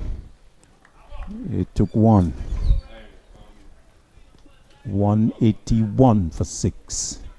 Charles goes to 92 from 48 deliveries. This is the penultimate over. Gassi in strike. Edward to Gassi. Full toss, hit down the ground. That's gone big. That's over the side screen. That's a massive hit. Poor delivery from Tariq Edwards. Spashed out of the ground by Gassi for 6. Taking him to 14. At the end of the 19th, the Titans 187 for 6 with 200 in sight. Yes, most definitely. And I did say once Dijon Charles is out there that there's every chance that they can go past that 180 mark. And they're well past that with still 6 legitimate deliveries to come. But let's comment on Kevin Gassi. From the moment he walked out, he started timing and middling the ball as good as we have seen anyone this afternoon so far. 14 of 6. And the last 3 or 4 overs, we've seen 16, 13, 22, and now 13 being taken by the Soufriere Titans. And credit must be given to them in the manner in which they've taken the attack back to the Gros Islet Knights bowlers. Bowling options there for Kimani Melius and the Knights. Bit of a crisis there for him with Chico. Economy of almost 16. Douglas has had 2, but he's 12 and a half. Ford has had 3, but he's at 11. So quite rightly has gone to beyond Fanis. His 3 costing 5.3 in terms of economy. And so he has gone for the young man. Trusted with the big responsibility of keeping Charles quiet and keeping the runs down generally. Can he do it? Beyond Fanis moves into Charles on 92. Charles is swinging and missing as the ball nestles at his feet. Leo appearing to appeal, but I think it's all in jest because I think Charles had gotten permission from Fanis to pick it up. Importantly, Fanis starts with a dot ball. Long on, square leg, deep mid wicket. That's the onside boundary riders. No long off, deep extra cover. As Fanis to him hit out towards the deep mid wicket. Couple of bounces. Gerson is in the way and Charles doesn't run. Yes, an interesting decision there by Dijon Charles with 2 dot balls to start things off by Dijon Fanis. The first one he really got away with because the field that deep backward square was in the circle. That has still since been adjusted mid off inside the circle, square leg back, and he really did not get the timing right on that last one. So 2 dot balls to start the 20th over from beyond Fanis. Dijon Charles still 8 runs away from his century. Fanis moves into Charles, who gets a wide delivery down the leg side. And call wide. The Knights appear to have only 4 fielders on the boundary. And nobody has realized that. Interesting. Because we have deep square leg, deep mid wicket, deep long on, and deep extra cover. Only 4 in the circle. My word. Fanis moves in to Charles. Charles swinging that. Where's that gone? That's gone for 6. Somewhere over mid wicket. Completely losing it. So 6 to Charles, taking him to within 2 of his 100. 194 for 6. As that one has disappeared towards the eastern part of the western part of the ground. Charles 98 from 51, 7 sixes and 10 fours, going at almost 200. Dion Charles, cometh the hour, cometh the man. The Soufriere Titans, they need a victory here today. They were in early trouble. Dijon Charles walked in at number 4. And he is now 98 of 51 deliveries. I did mention that may be the sort of innings that the Soufriere Titans would need here this afternoon. And Dijon Charles, he has replied spectacularly so far. The job is not done. Still 3 legitimate deliveries, and they would need to capitalize on all 3. 194 for 6. Fanis moves into Charles, who's on 98. Charles drives in the air, down to the sweeper. Jones! Oh, puts it down! Oh, and Charles will get the single to take him to 99. He wants the second and will get it as Jones is late in releasing the ball. And 100 to Dijon Charles, who punches the air in celebration. His second opportunity at dismissal, not taken by the Knights. But as there's a little bit of confusion among the Knights, celebration by Charles and Kevin Gassi, but some poor out cricket there from Jones, who put it down but then was very late in getting it back, and so not to detract any from Dijon Charles bringing up his 100 in a bit of controversial style, you might say. He's on an even 100 from 52 balls, 10 fours, 7 sixes, and he smashed them at just under 193. A brilliant effort there from Dijon Charles, the overseas player for the Titans. As Fanis continues to Charles. Charles hits that long, over long off. Will have the wings to clear the boundary. Another maximum, really adding salt in the wounds. And the 200 coming up for the Jade Mountain Soufriere Titans with the 8th maximum from the bat of Charles. 106 he is. 202 for 6. And what a turnaround in the innings, because at one point the Titans were 3 for 22 in the power play. Final delivery of the innings. Fanis to Charles. Charles hits that towards mid wicket. Gerson is there. They'll keep it down to 1. They'll want the second. No, they stay. So they are happy with 1. End of the innings. Charles remains not out. 107 from 54. The Jade Mountain Soufriere Titans, they complete their innings. 203 for 6. And a good effort from them, because as we said earlier, at one point they were struggling at 3 for 22 in a power play that we were talking about, perhaps the worst power play we have seen in SPL 6. But this is a useful total going past the 200 mark. Yes, just what we would have spoken about, and just what the Soufriere Titans needed after that disastrous power play 203 for 6, being asked to bat first here in a must-win encounter after the 20 overs. Dijon Charles, he's really standout batsman there for the Titans. 107 of 54 deliveries, not out. Kurt Edward provided good support in that middle phase with Dijon Charles, a partnership in excess of 80. He got 29 of 23, and Kevin Gassi in the back end there really added salt to the wounds of the Gros Islet Knights, who put down a few opportunities. He was unbeaten on 14 of 6. Tariq Edward, the pick of the bowlers for the Knights in the middle phase. He really did set back the Titans 3 for 36 of his 4 overs. Beyond Fanis, credit must be given to the young under-19 pace bowler, 4 overs, 2 for 32, not finishing off well in that final over. And Dylan Douglas, 2 overs for 25, really expensive today. So the Gros Islet Knights, the Soufriere Titans, they finish on 204 after 203, after 20 overs. Indeed, so that means as we have come to the innings break, the Gros Islet Knights, the Sale Gros Islet Knights, they need to get 204 at 10.2. So that's the target, that's the challenge. We'll bring you that action as play resumes for the Chase in about 10 minutes time.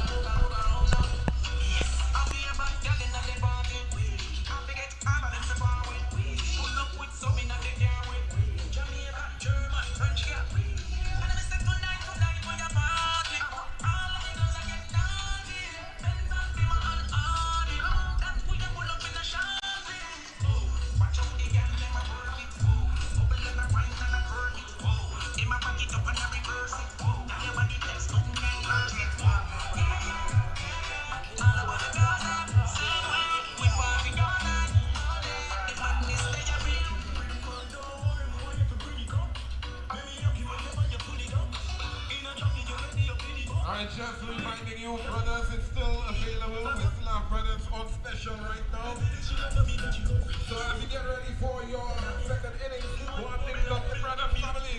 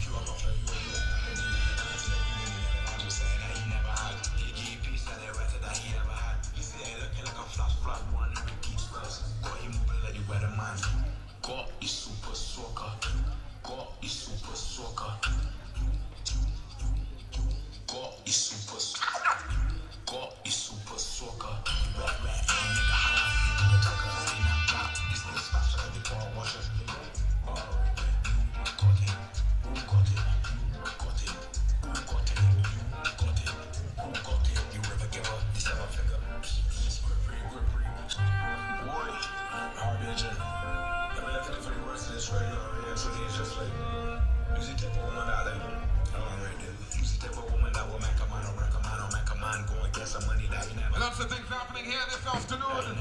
Of course, this is match 1 of our double header. We have another match coming up in just a little while. Make sure you stick around for that.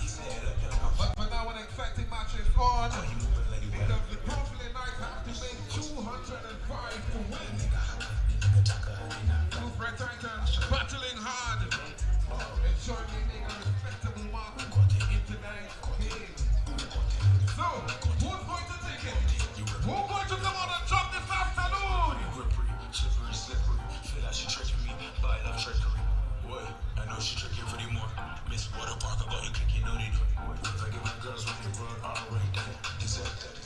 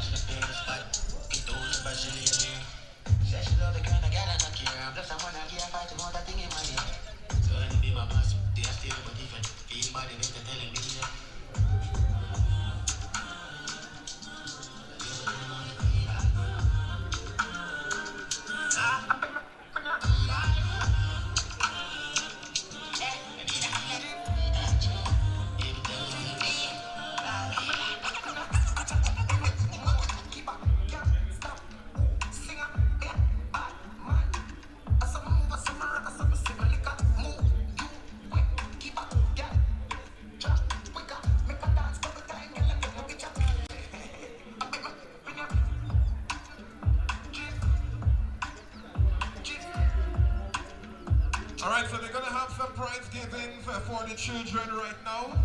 So we're gonna be calling the children and they can head over to where the fifth meeting area. Yeah, you head over to the fifth meeting area with the chime. Hey. You got the church name? Yeah, we'll call them, bring them in. Yeah. Well, there's nothing that,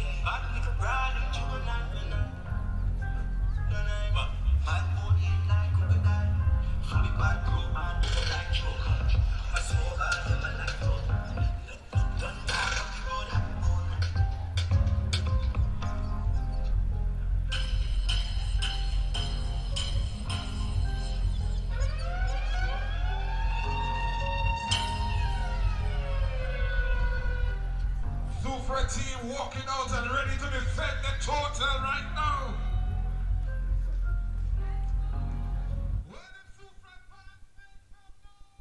Welcome back to the Francis Baba Lastic grounds in Gros Islet. It is match number 25 between the Soufriere Titans and the Gros Islet Knights. We've seen the first innings from the Soufriere Titans, in which they got to 203 for 6 off the back of a brilliant century from Dijon Charles, 107, 54 unbeaten. Kurt Edward, 29 of 23. Kevin Garcia, 14 of 6. Tariq Edward, the pick of the bowlers for the Knights, 3 for 36 of 4. Beyond Fanis, 2 for 32 of 4. Dylan Douglas, 2 overs, none for 25. So the Gros Islet Knights, they need 204 from 20 overs at a rate of 10.4. The opening batsman for the Gros Islet Knights, it looks like it will be Jad Goodman. And it will be Noel Leo for his first game in SPL 6, returning from Windward Island senior duty, which he did not have the best of returns in that tournament. So we'd be hoping that a return to familiar grounds in the Prime Minister's Cup in 2 innings. He amassed 353 at this very venue. A double 100, 222. It was very happy memories there from Noel Leo, and the Gros Islet Knights would be hoping that he will be in good form for this innings.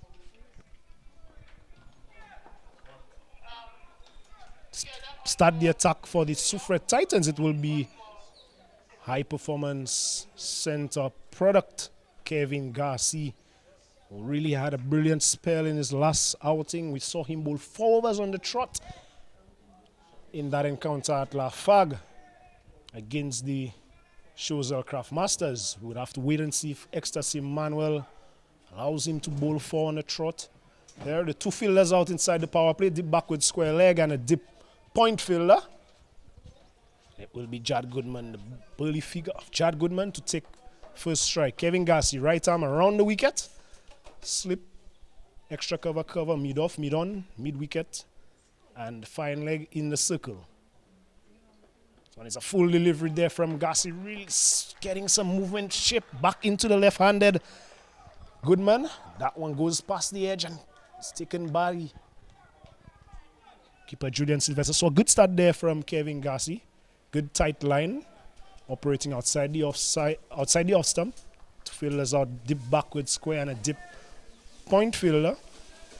The Gros Islet Knights would be looking for much better power play than we saw from the Soufriere Titans, who were reduced to 23 for 3 at one point inside the power play. The Gros Islet Knights would be wanting to have a better power play.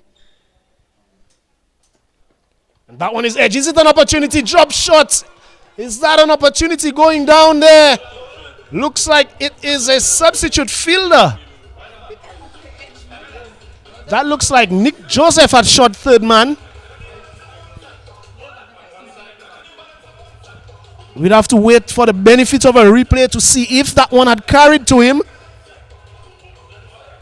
A good delivery there from Garcia, getting the edge. Jad Goodman just hanging his bat outside the off stump.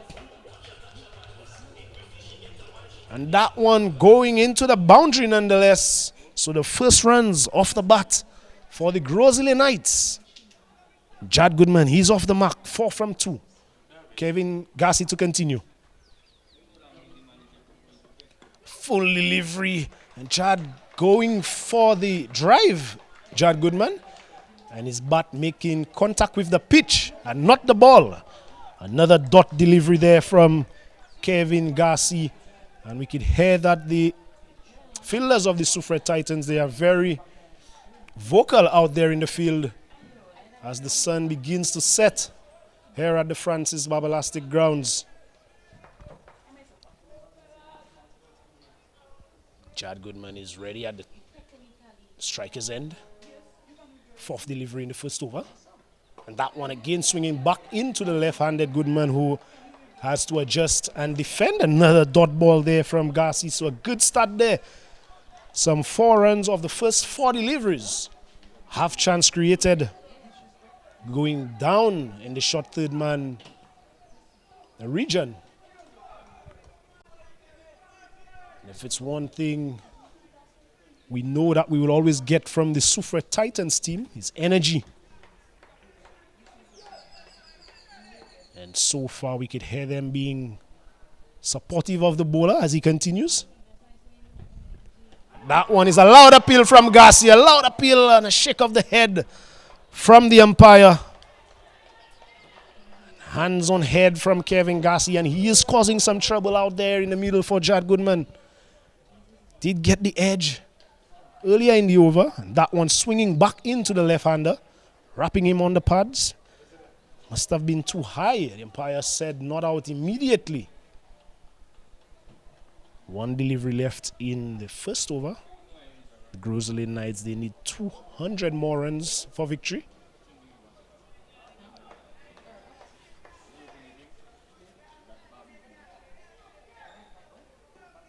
And the Gros Islet Knights would know that they would just need to hang in there. There is something out there for the bowlers early on, and that one again is swinging back into the left-handed Goodman, who's forward and defends well. And that brings the end over. Number one, the Gros Islet Knights, they are 4 without loss. Still some 200 runs required from the remaining 19 overs at a rate of 10.53. And we did see Kevin Garcia get some movement with the new ball, as we saw from beyond Fanis when Gros Islet were out in the field. And the pace bowlers, there is something on offer for them out there. So they need to get that new ball in the right areas to cause as much trouble as they possibly can early on. And we are about to see what will be a match-defining battle. Kevin Sinclair will be taking up the attack from the Players' Pavilion end for the Soufriere Titans. And it will be Noel Leo on strike for the Gros Islet Knights, facing his first delivery of SPL 6.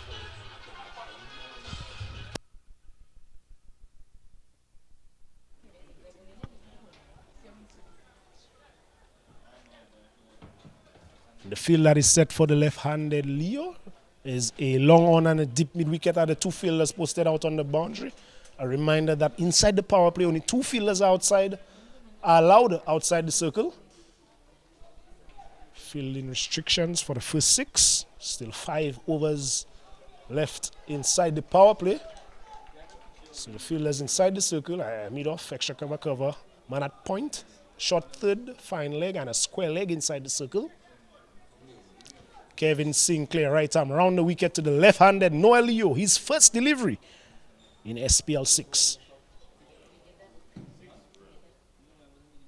And that one is a good delivery there from Garcia. Some indecision between the two batsmen. Jad Goodman interested in a quick single, but Noel Leo, his eyes followed that ball, which went into the short third man region. And as a result, he was not able to respond to the call from Jad Goodman. And dot ball to begin proceedings there for Kevin Sinclair. And that one again, a similar delivery. And Noel Leo opening the face, working that one straight to the man in the point region, and there's no run. Good start there from Kevin Sinclair, right on the money for the Titans. And Noel Leo is back and tries to cut that one through the point region. The keeper not collecting cleanly. Another dot ball there from Kevin Sinclair. So a good start halfway through over number 2. And Noel Leo goes. Is that an opportunity? Ecstasy Manuel on the boundary. And he catches that one and flings it back in the air in an attempt to save the boundary. And he does save 5 runs for his team. Noel Leo would have had his hat in his mouth there for a minute. Hit that one straight to Ecstasy Manuel on the mid-wicket boundary. He got enough bat on that one. It was always going over the head of Ecstasy Manuel, and he did well to get both hands on that one and being mindful to really send it back in the field of play before he made contact with the boundary. So 5 runs saved there. Jad Goodman on strike.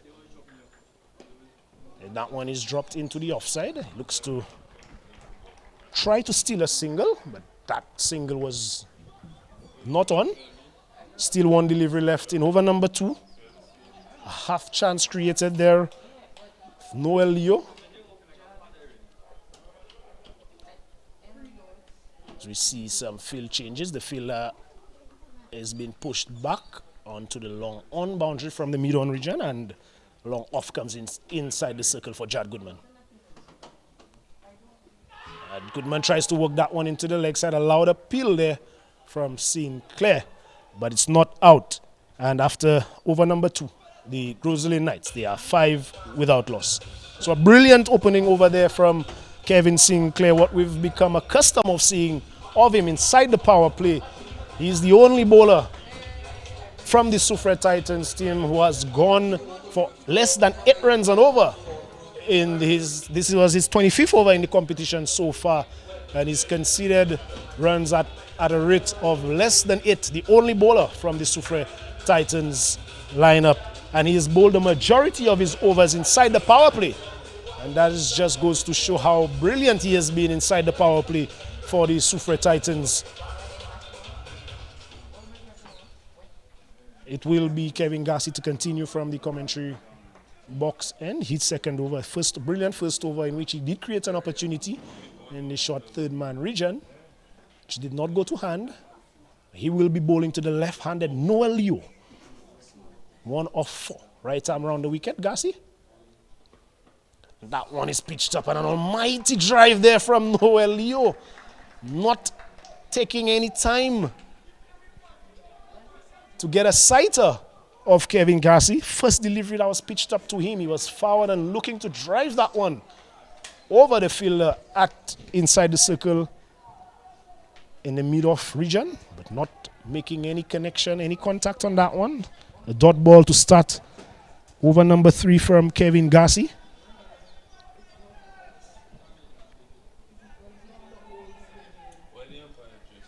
Noel Leo, he's known to be a very aggressive young player. Really likes to get bat on ball, does not like to be bogged down. Garcia.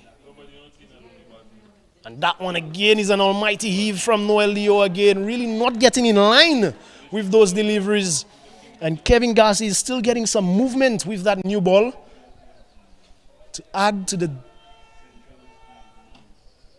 challenge that Noel Leo has to face out there. Really looking to get the Gros Islet Knights off to a fantastic start. He was guilty of putting down Dijon Charles before he got that magnificent 100. So he would really want to get a good score here this afternoon for his team. But he's not been able to lay bat on ball so far in this Kevin Garcia's over.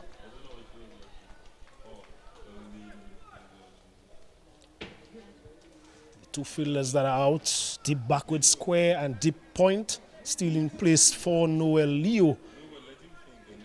And with the 2 strokes that we've seen him attempt, Captain Ecstasy Manuel may be tempted to try probably have a long on or even a long off in place, as that one is back of a length from Garcia, and Noel Leo opens the face on that one. He will run close to the boundary, but a good effort there from Dijon Charles running around to his right and restricts the batsman to only 2 runs. So Leo, he moves on to 3. And the Gros Islet Knights, they move up to 8 without loss, halfway through over number 3.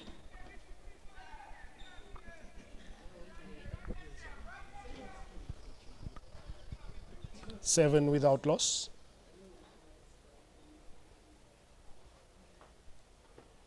And that one, is that an opportunity? The fielder there gets both hands to it and it goes down. He's not able to hold on to that one.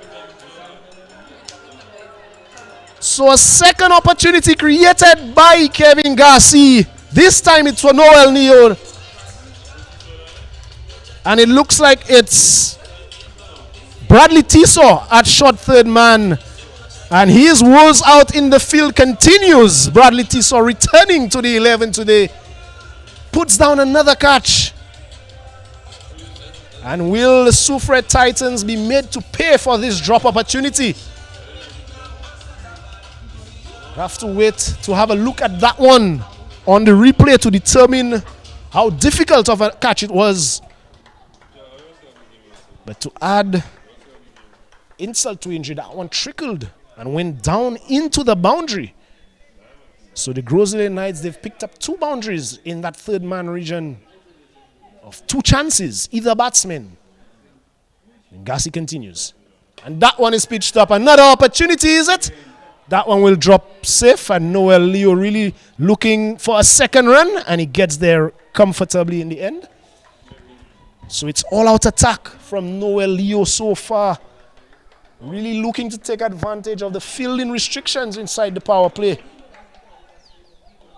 He's 9 of 9. Gros Islet Knights 13 without loss. 1 delivery left in over number 3. So Leo really lacking timing in those shots that we've seen him play in this over from Kevin Gassi. He's not been able to find the middle of the bat. Perhaps looking to go too hard. And that one is a good delivery from Gassi. And Leo picks up a comfortable single to end over number 3. So the Gros Islet Knights needing 204 for victory here this afternoon. They are 14 without loss after 3. As we see the drop opportunity, a difficult opportunity there it was from Tiso. Full stretch to his right. Difficult opportunity. Got both hands to it. And really those catches, you need them to stick. And unfortunately for the Soufriere Titans, that one went down and into the boundary. And Noel Leo, he's still out there, both he and Jad Goodman. Leo 10 from 10 and Jad Goodman 4 from the 8 deliveries that he has faced so far. The required rate has crept up to 11.18. It will be Kevin Sinclair to continue to Noel Leo. And Leo drives this one to the right of the field at mid-off and into the boundary for 4. So he finally gets one off the middle of the bat. And in the gap, more importantly for the Gros Islet Knights.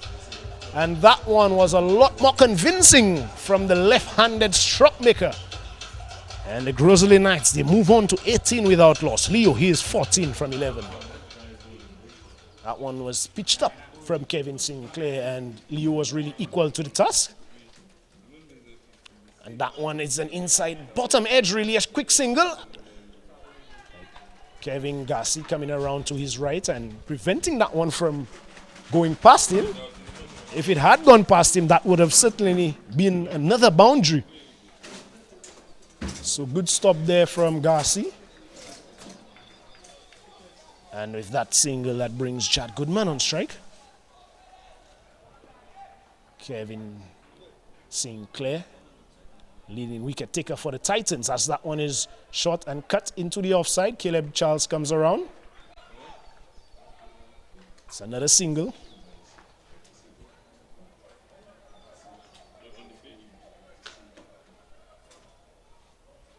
Kevin Sinclair has been really effective for the Soufriere Titans in the power play, and they would love for him to get a wicket, break this partnership.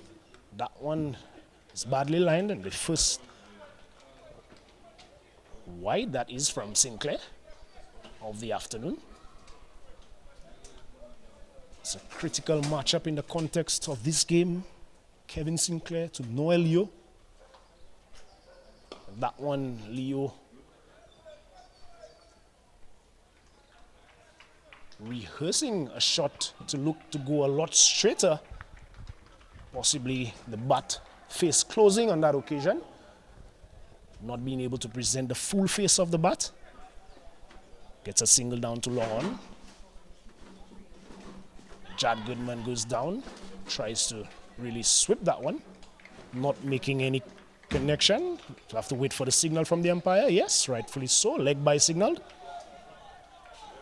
So Sinclair continues to be economical, continues to keep things tight. After being struck for a boundary of the first delivery in the over, he has responded well.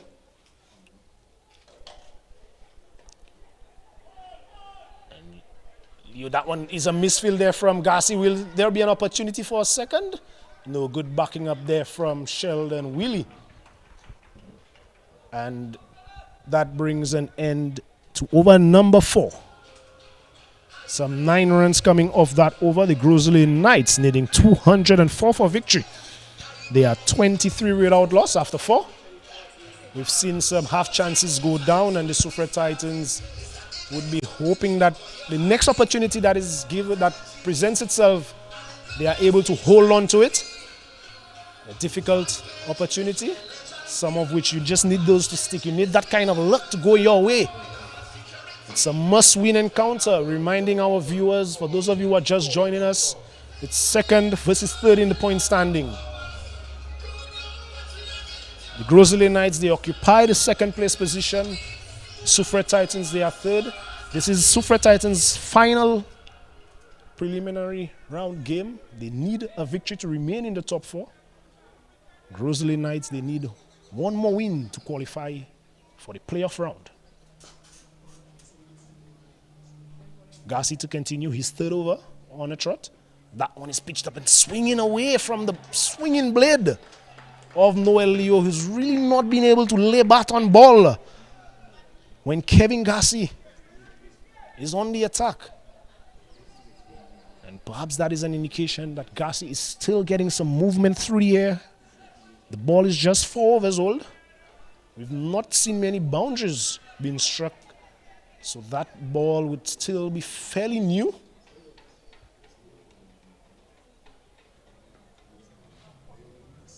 .24 without loss.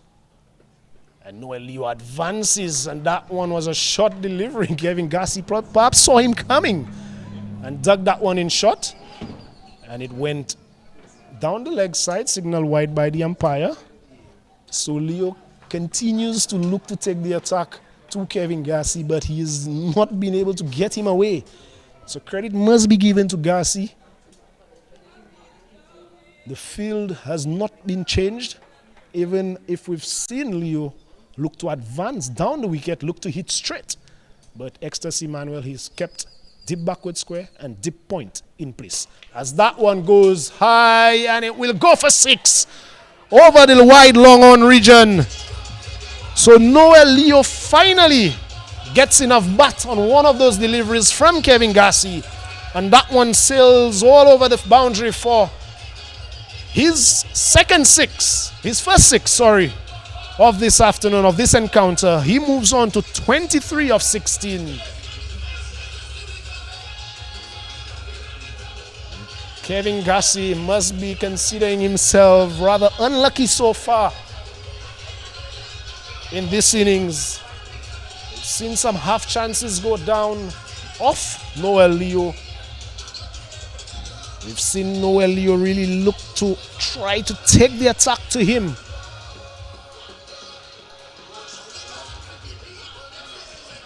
He had not succeeded until that final delivery, in which he got enough bat on it.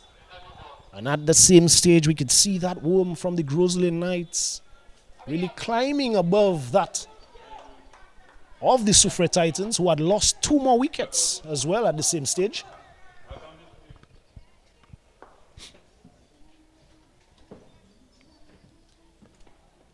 And that one, is that an opportunity? That's high. And it's a fielder settling, Jovan Charles, and he takes the catch. He really circled under that one, and Kevin Garcia celebrates. He finally has his man. And the luck of Noel Leo has run out here this afternoon at the Francis Baba Lastic grounds. And the Jade Mountain Soufriere Titans, they finally have the breakthrough. The Gros Islet Knights have lost the first wicket. That one not coming off the middle of the bat. And Jovan Charles circling and catching that one just outside of the 30-yard circle. A good catch there from Charles. A big wicket for the Soufriere Titans. Noel Leo, he has to go. Caught Jovan Charles, bowled Kevin Garcia, who finally has his man.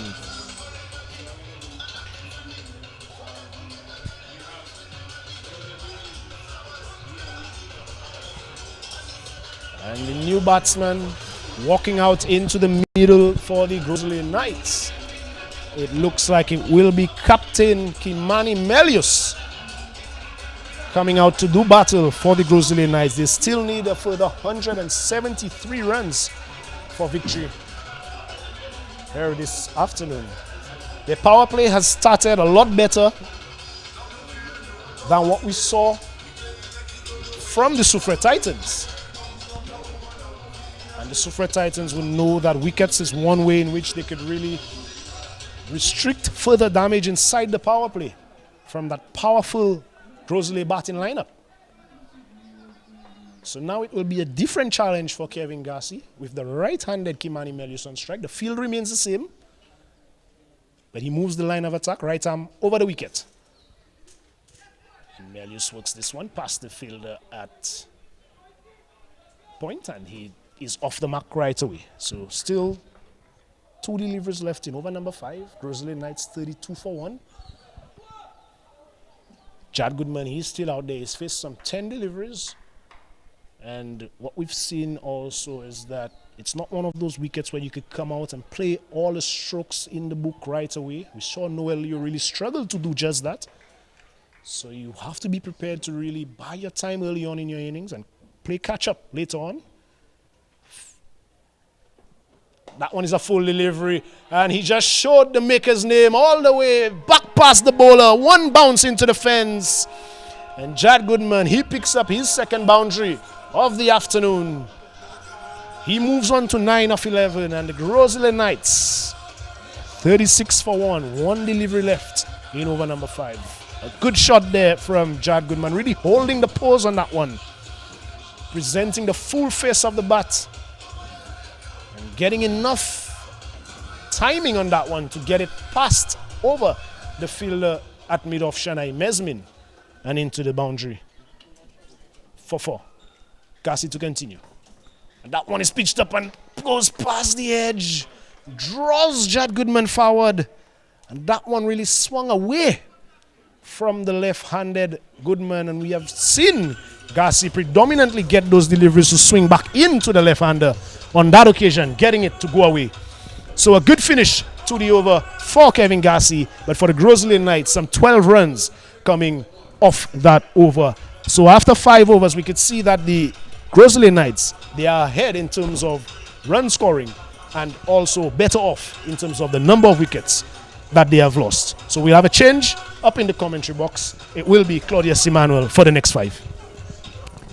Thank you, Dexter. So, interesting start to the innings. If anything, the 2 power plays with 1 over left in the second innings have been equally meager, you might say.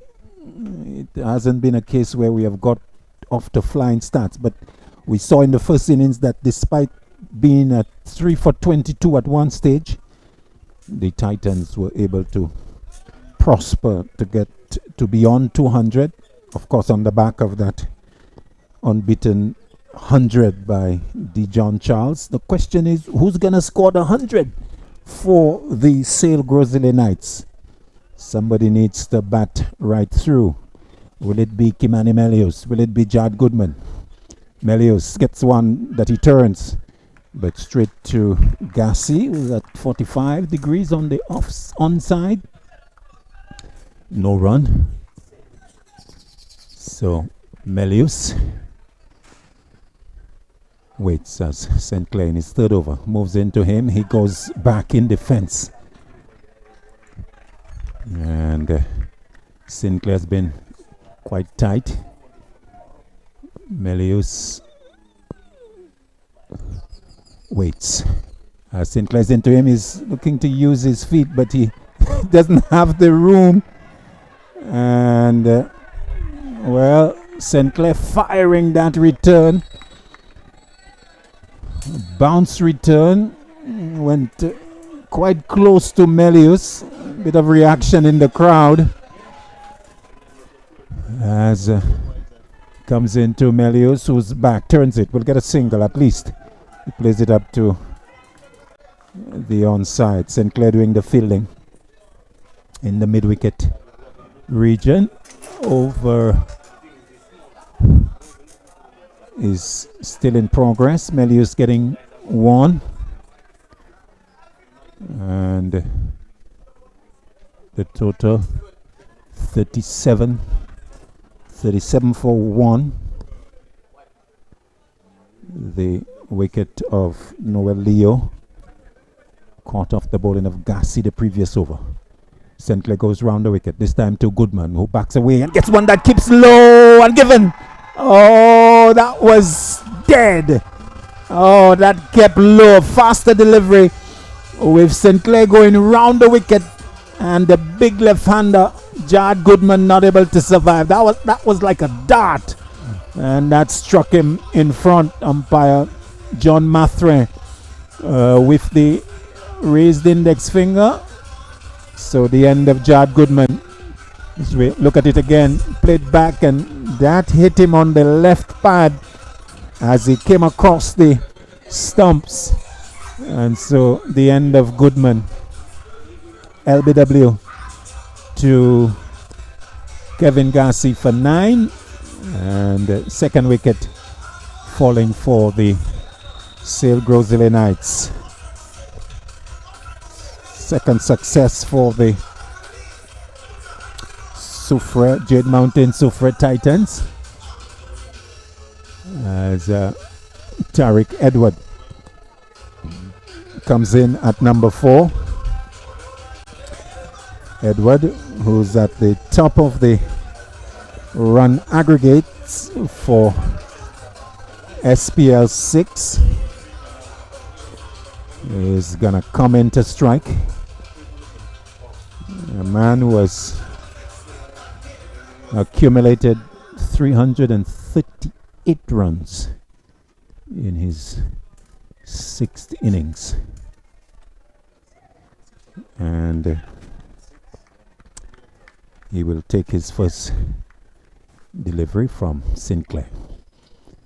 Comes into Edward. Edward is forward, plays into the offside.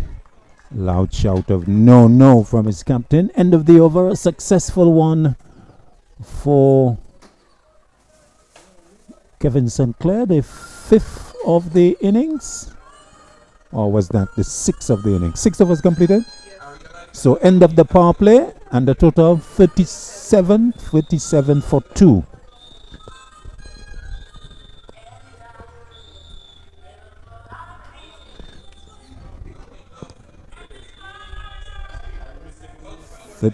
For 2. I just want to plead your indulgence with our graphic at the bottom of the screen there.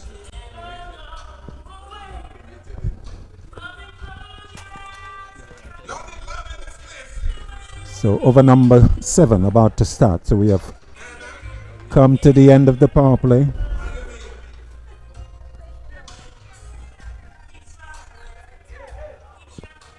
It's going to be Gassi to continue.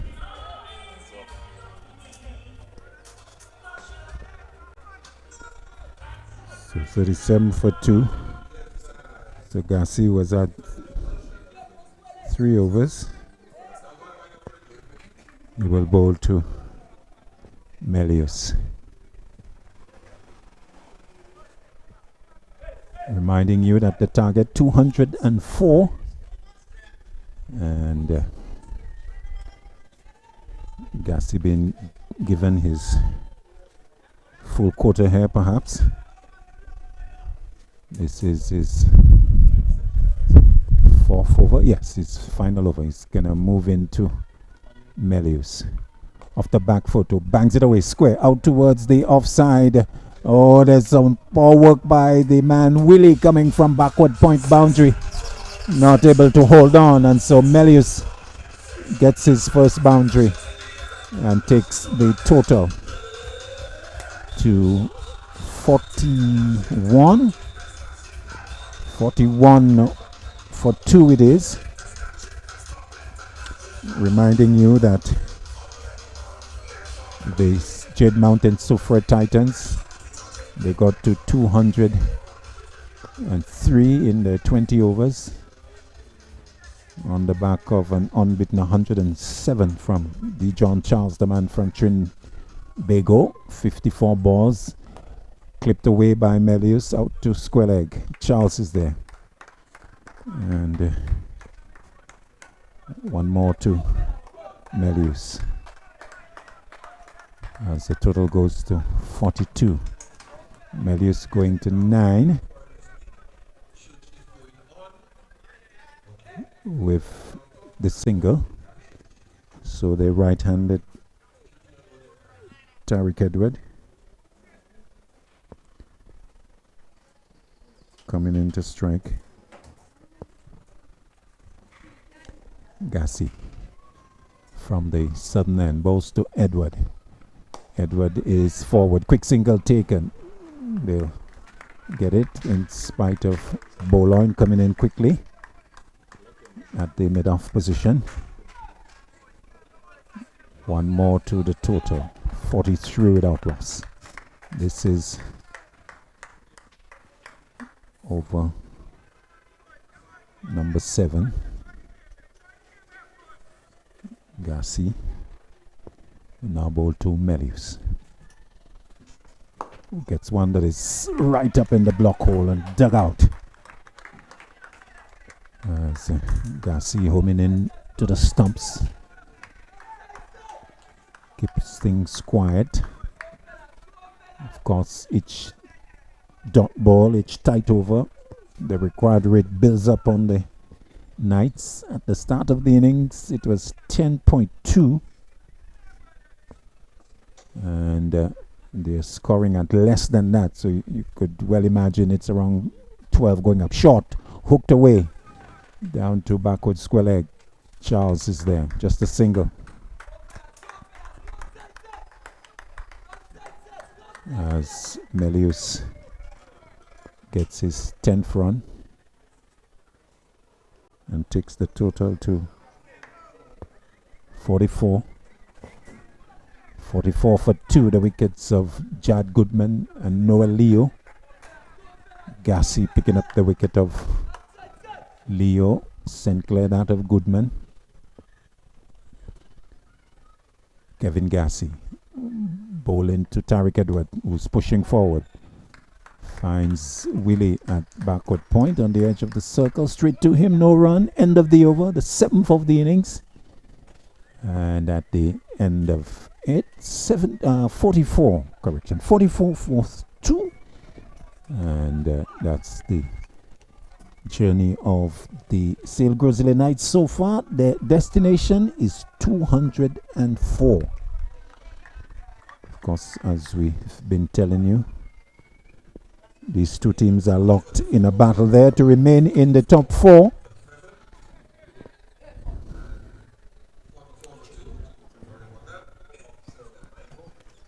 SPL Gros Islet Knights on 9 points. They're in second position by virtue of net run rate. And third position, Soufriere Titans, also on 9 points, inferior 9 net run rate. St. Clair being given his full quota, will also bowl his 4th over now to Melius, who turns a shortish delivery down to deep backward square leg. Caleb Charles comes off the boundary, and they take the single.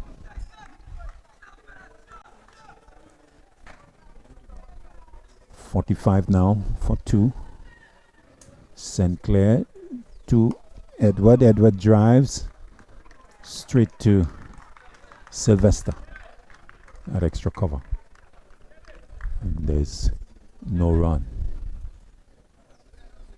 Quiet period in play as the Knights look to consolidate. The target is a sizable one. St. Clair over the wicket to Edward. Edward turns it out through backward square leg. He thinks of the second, but it's not on. Melius is not interested. Caleb Charles again fielding. And another single to the total.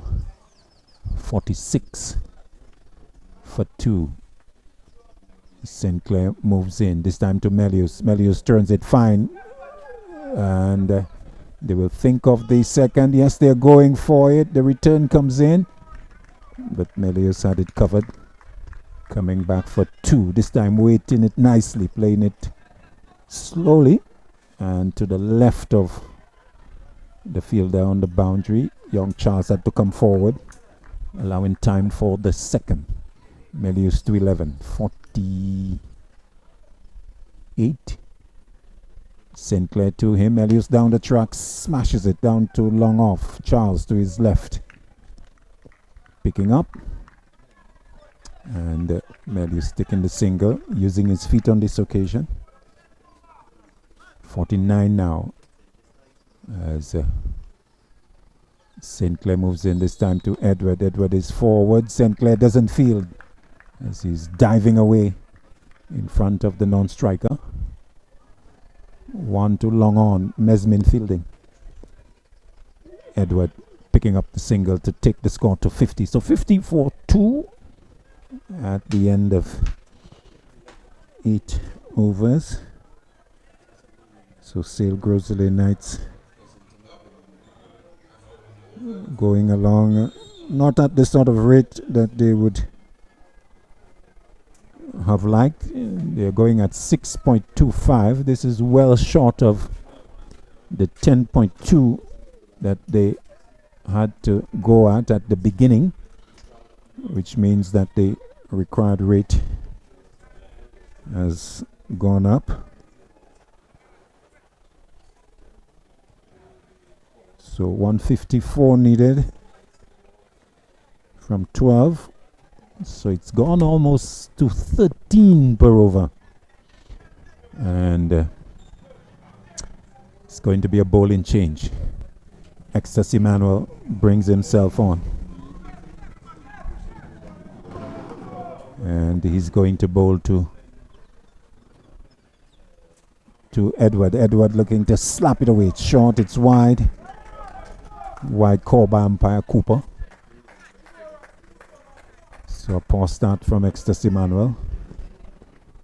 51-2. Emmanuel comes in to Edward. Edward stands up straight and then taps it down to the onside of the wicket.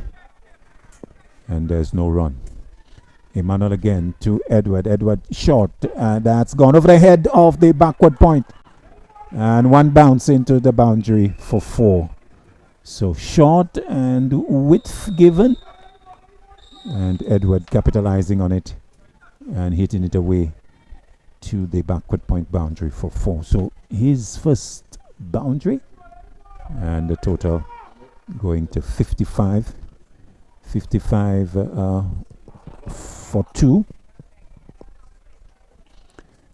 As we await the resolution of our score graphic.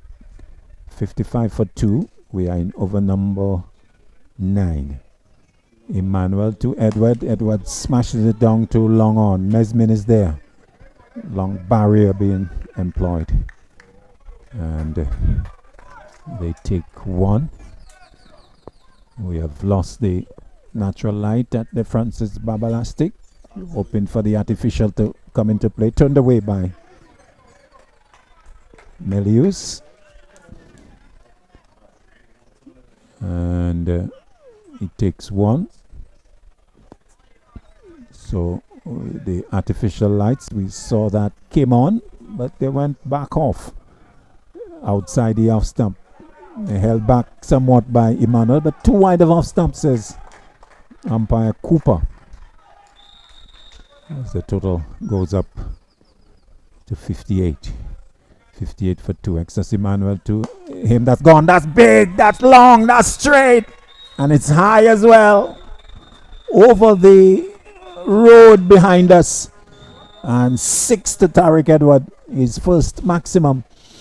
That brings up the end of the 9th over, I think. As the total goes to 64. 64 for 2. Nice meaty strike from Tariq Edward. Was hit quite a few maximums in SPL 6 so far. And of course pushing his tally of runs close to the 350. Perhaps even going beyond it already. over continuing from Emmanuel. Replacement ball. He comes in to Edward. Edward is hitting that out towards the offside for 4. Away from the sweeper, Caleb Charles, who's a lot squarer at deep point. That has gone towards extra cover. And successive boundaries for Tariq Edward to complete the second, his first over, in fact. First over from Ecstasy Manuel. 68 for 2. It is, as Edward with those successive boundaries going to 18 from 11. Melius is 13 from as many balls. Let's give you the comparison. After 9 overs, the two worms twisted around each other. It's been a bit of a ding-dong type of situation with the red of, or is that the orange? I think Dexter will say that's orange. So the orange of the Knights starting below, then going above, and then dipping below, and actually fluctuating over recent overs. A drink maybe there for Melius, as it's a little dark at the Francis Babalastic with the artificial lighting not in full effect yet. One pylon beginning to be activated, and we wait for the others to come on. Of course, we had that incident last evening where there was that power cut. I think that was an island-wide situation. It affected game number 24 having to be abandoned as a no result.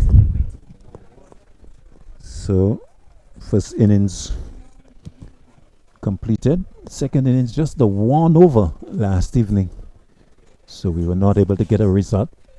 Fingers crossed. Let's hope that that does not happen tonight. 2 pylons activated, so maybe the amount of lighting not quite sufficient, and we're hearing talk of the DLS pass score. Of course, it's important. We have had 6 overs, so we could have a result in this one. We have had 9 overs, 68 for 2. We have a break in play, as there are some 6 pylons at the facility, and only 1 currently illuminated. So I think we have some problems. In fact, we are hearing that in terms of the pass score after 9 overs, Gros Islet Knights should have been 83. They are currently 68 for 2, and it means that should the game end at this stage, the Soufriere Titans will be victorious. Not suggesting that the umpires have made that decision as yet, but certainly we have a situation with the lights as one of the pylons towards the southeastern section of the ground is illuminated. The other, the northeastern section, illuminated, but 4 other pylons, no illumination. So obviously too dark for the play to continue, and on that basis we will take a break and just bring you up to date with the summary. Perhaps it's a situation where the lights can come back on, so let's treat it as an interruption for the time being. So let's bring you up to date with the match summary as lighting problems have halted play. Soufriere Titans batting first, 203 for 6. Charles, 107 not out from 54. 3 for 36. Edward, 2 for 32. Fannis.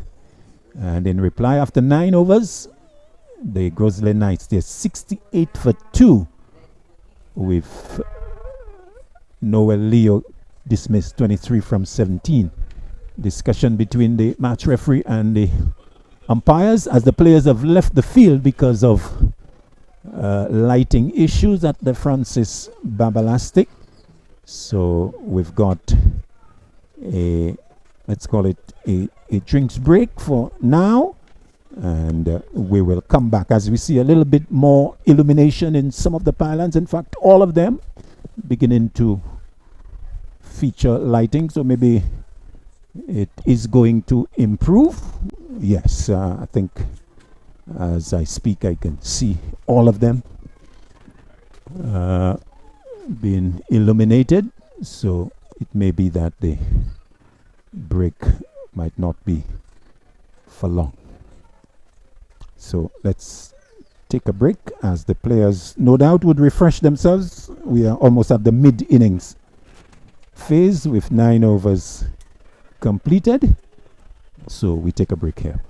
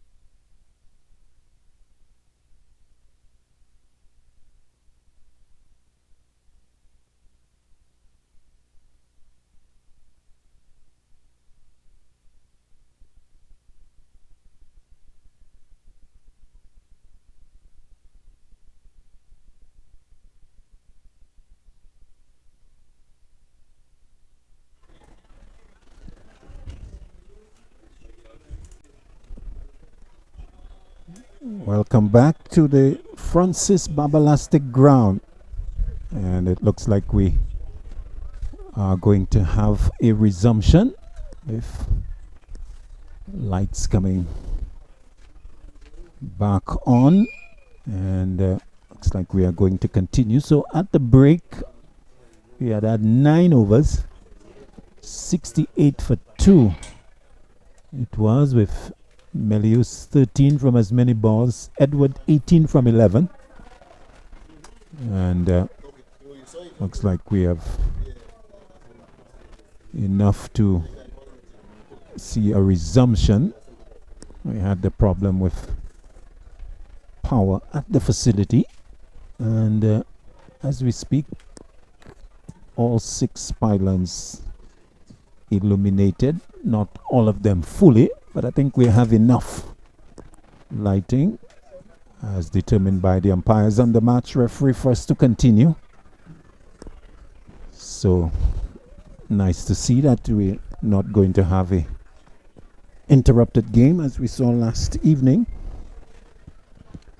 So we are going to continue. 68 for 2 it is. And there's a bit of a discussion with umpire Mathre at the far end, the northern end, but I think all is well.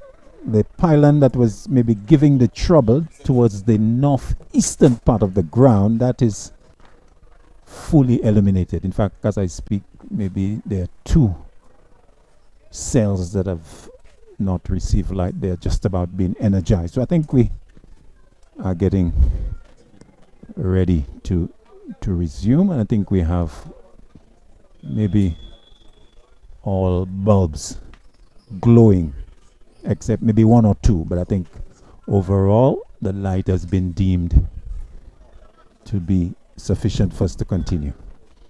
Umpire Maffrin waving away to the scorers, indicating that we are ready to resume.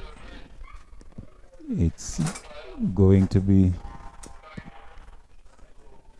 Dejon Charles who will pick up things from the northern end, and he'll bowl the 10th over.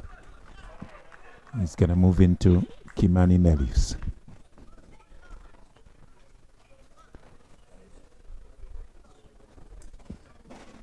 So we've got a resumption. Good news. Charles moving into Melius, who gets inside of his wicket, turns it out to mid-wicket for 1. Yes, just 1. Melius wanted the second, so did Edward, but in the end they decided against it. 69 for 2. Melius goes to 14 with the single. Edward comes in to strike.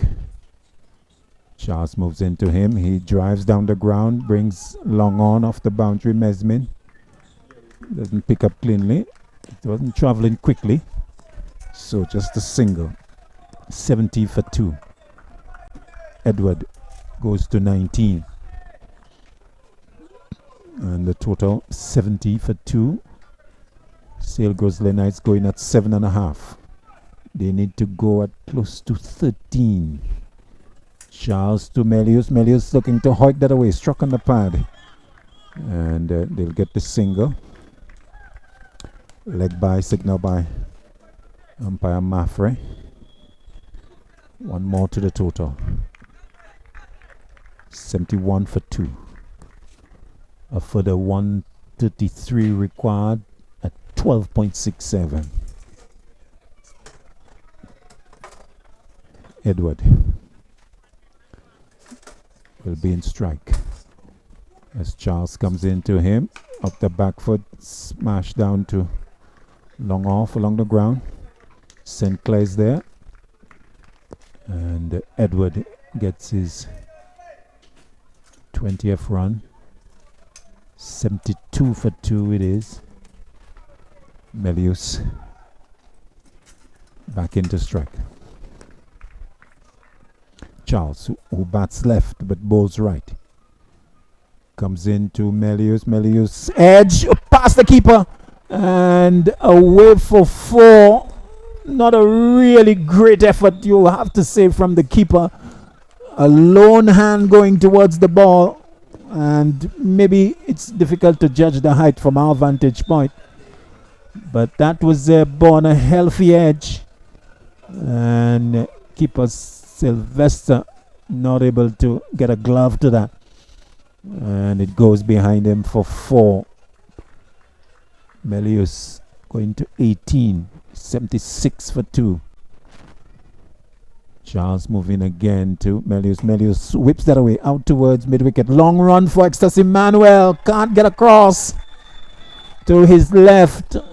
Successive boundaries there for Melius. So he goes to 22. And at the end of the over, 80 for 2. So, bit of a flurry there. 2 boundaries certainly in the last over. So we have come to the halfway mark. The Sale Gros Islet Knights, they need a further 124. And they need to go at 12.4. So a bit of a recovery between these two, with boundaries from Edward and now Melius. The partnership is 43 from 25. And as we saw in the first innings with the Titans, these two Knights, they're putting a partnership together as they go towards that target of 204, Dexter Solomon.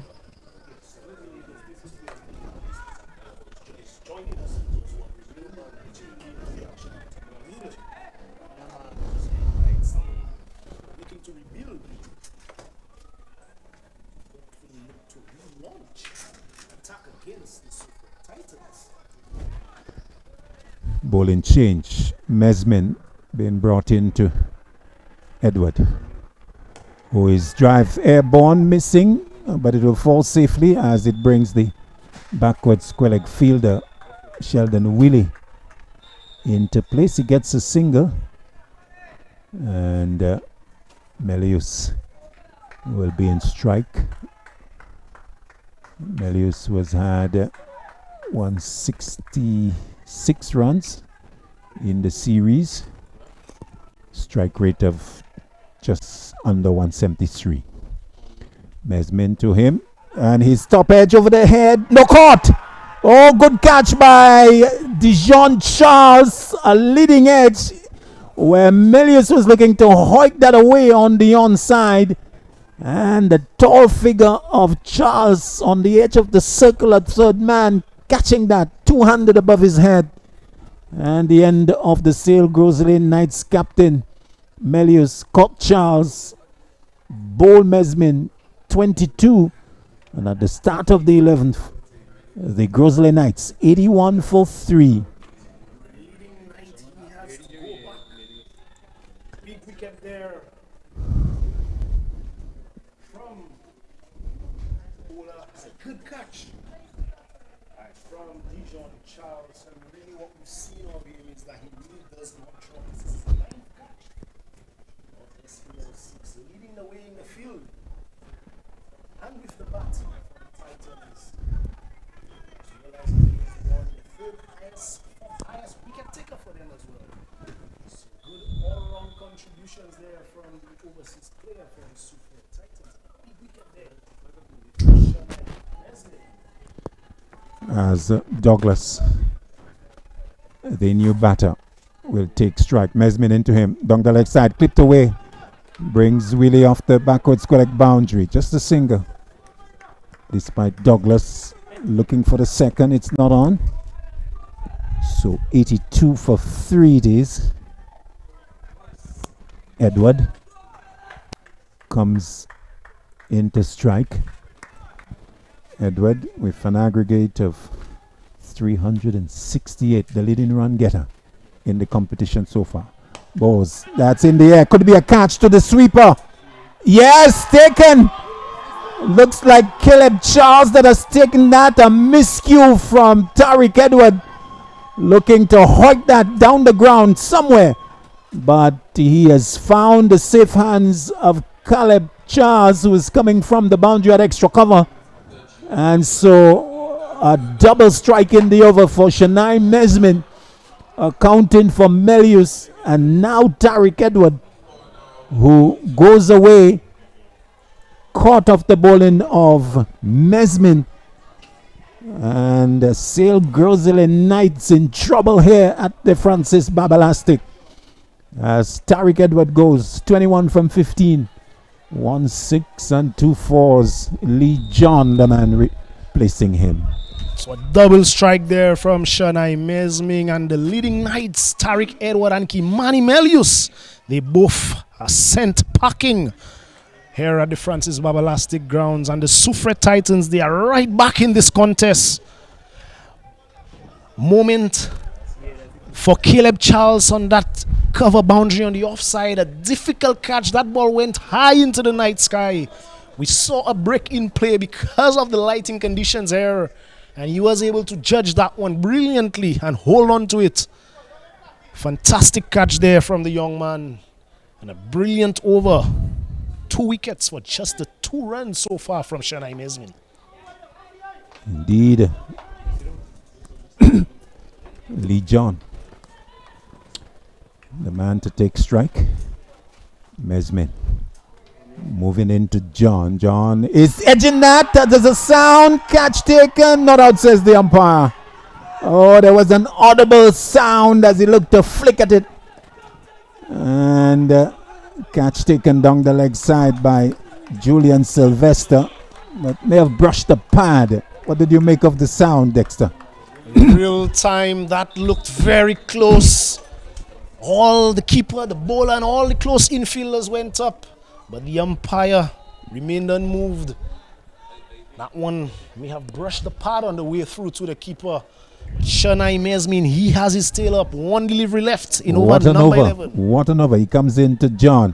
John is playing and missing, maybe suggesting that he pulled the bat away at the last moment. But what an over for Shania Mesmin.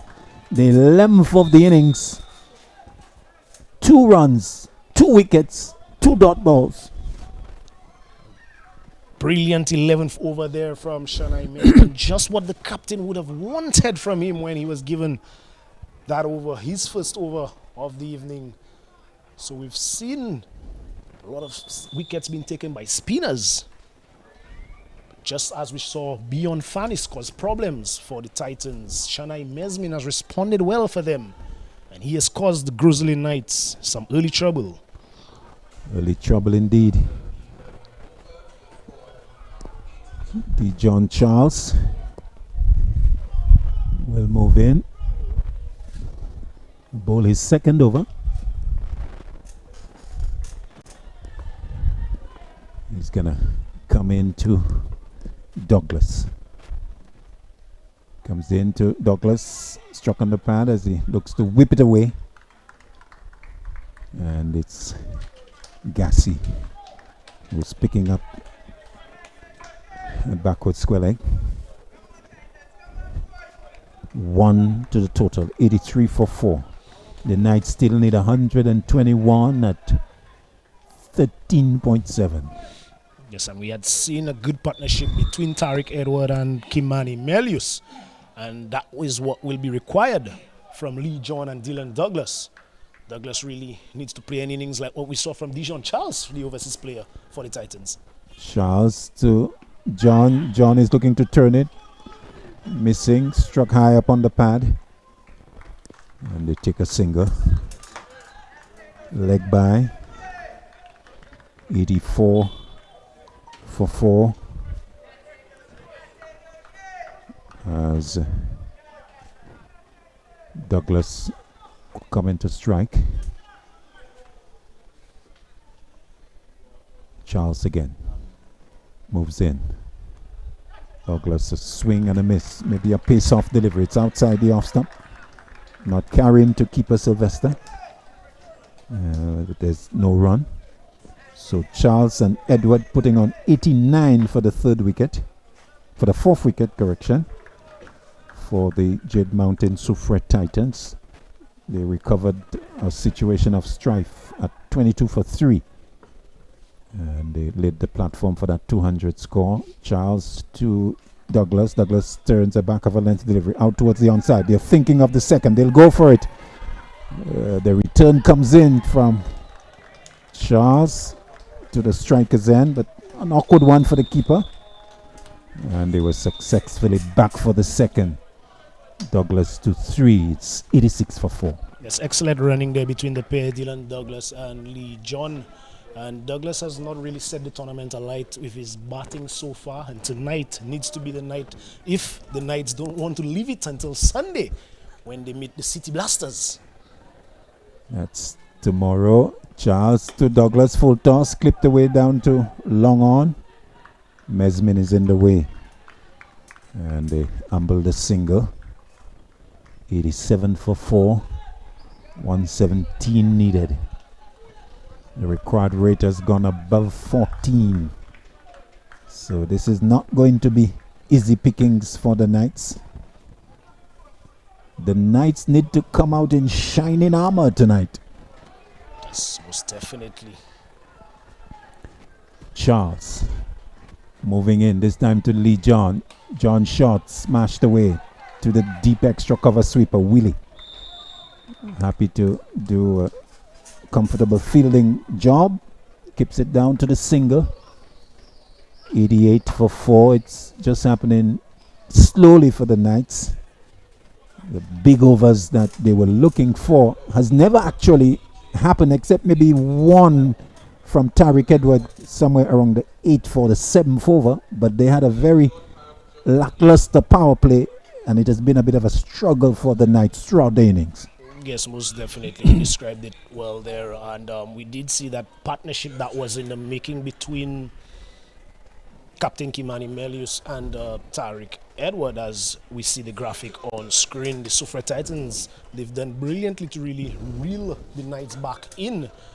And it was that partnership between Kimani Melius and Tariq Edward that threatened to wrestle the control in the favor of the Gros Islet Knights. But Shanai Mesmin, really, that double wicket strike responded well for the Titans, and they are right back in this contest.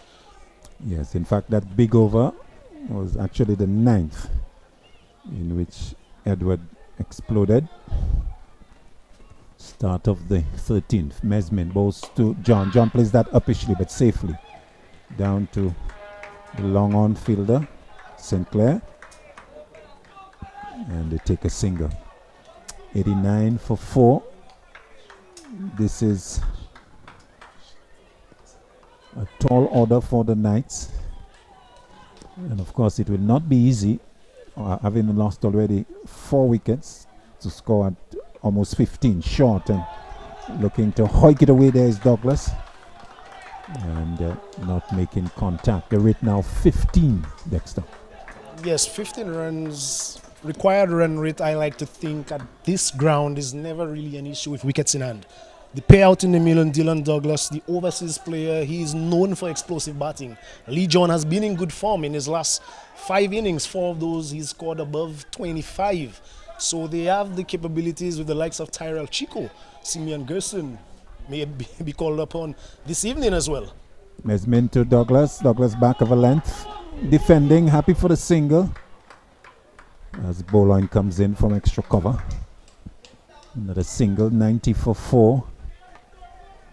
So you reckon that should these two put a decent partnership of, let's say, 50 plus, they can back themselves with the batting to come, and the rate is manageable?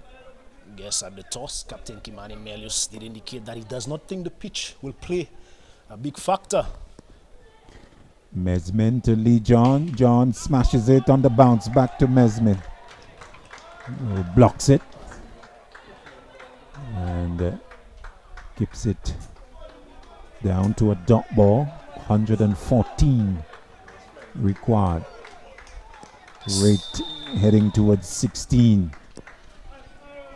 And the pressure building on the Knights. Soufriere Titans doing great work. Down the leg side, clipped away for 4. Beating the man inside the circle. And away to the boundary to his left for 4.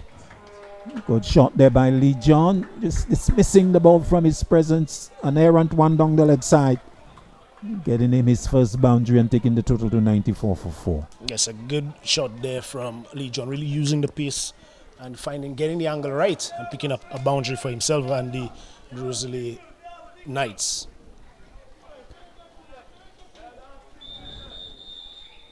Mesmin again to John. John drives big and long, over long off for 6. Oh, good one. Good explosion there from Lee John. Boundary, the 5th ball. And then finding the last ball of the over in the slot and lofting it nicely. Over long off to bring up the 100 for the SPL Gros Islet Knights. 13 completed. John going to 12. And good over for the Knights with 12 coming from it. Yes, a good end to the 13th over there from Lee John, finishing with back-to-back boundaries. And as I would have mentioned, that the Gros Islet Knights, the batters out in the middle and still with what's to come, they are capable of getting 14 runs and over.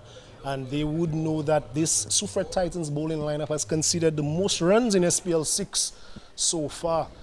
Catching under the lights is not going to be easy. So all of those factors are weighing in favor of the Gros Islet Knights, but they still need to bat well. 104 away as Charles comes into Douglas. Douglas hoiks that away, will fall safely as Mesmin comes. Oh, does he come? No, he doesn't. Thought he would have come to cut it off, but in the end, it was almost a case of self-preservation among the advertising feathers. Beyond the boundary. Another one for the Knights coming off the bat of Douglas. He goes to 9, 104 for 4. Yes, and the Soufriere Titans, they would need to be looking for how can they really restrict the Gros Islet Knights from boundary scoring. Charles moving in to Douglas down the track and finds it tucking him up and not able to really make more of it than just slap it down to words long on for a single. He goes to 10, 105 for 4. Yes, requirement down now to less than 100. Yes, and the Soufriere Titans, they would know that the Gros Islet Knights would be coming hard at them, so they need to get the field placings right and really stick to a plan. Charles moving in this time to Lee John. John gets a back of a length one, maybe pace slightly taken off and not making contact. Let's look at the field. Long off, deep extra cover, long on, deep mid wicket, deep square leg, inside the circle, one behind square. In fact, the only one inside the circle and 3 on the offside. Charles moving into Lee John. Lee John drives. That's gone along the ground to Emmanuel, who's getting the body in behind it on the mid-wicket boundary. Single to John. Takes him to 13. 106 for 4. Charles, 2 deliveries left in his over.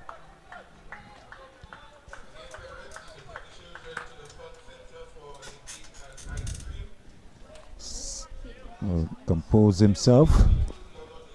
Charles has picked up 6 wickets. Economy of just under 10. Would want to keep going. 2 deliveries left in his third over, the 14th of the innings. As he comes in to Douglas. Douglas looking to hoik that away and missing. It was outside the off stump, may have gone over the stumps as well as he looked to get under that and loft it away towards mid-wicket, but he missed and it went through to the keeper. 6 overs remaining after this one. The rate above 15. Charles to complete the 14th over. Moves into Douglas. Short, wide, bouncing, missing the keeper. Chance of a run out, missing. And they take the bye.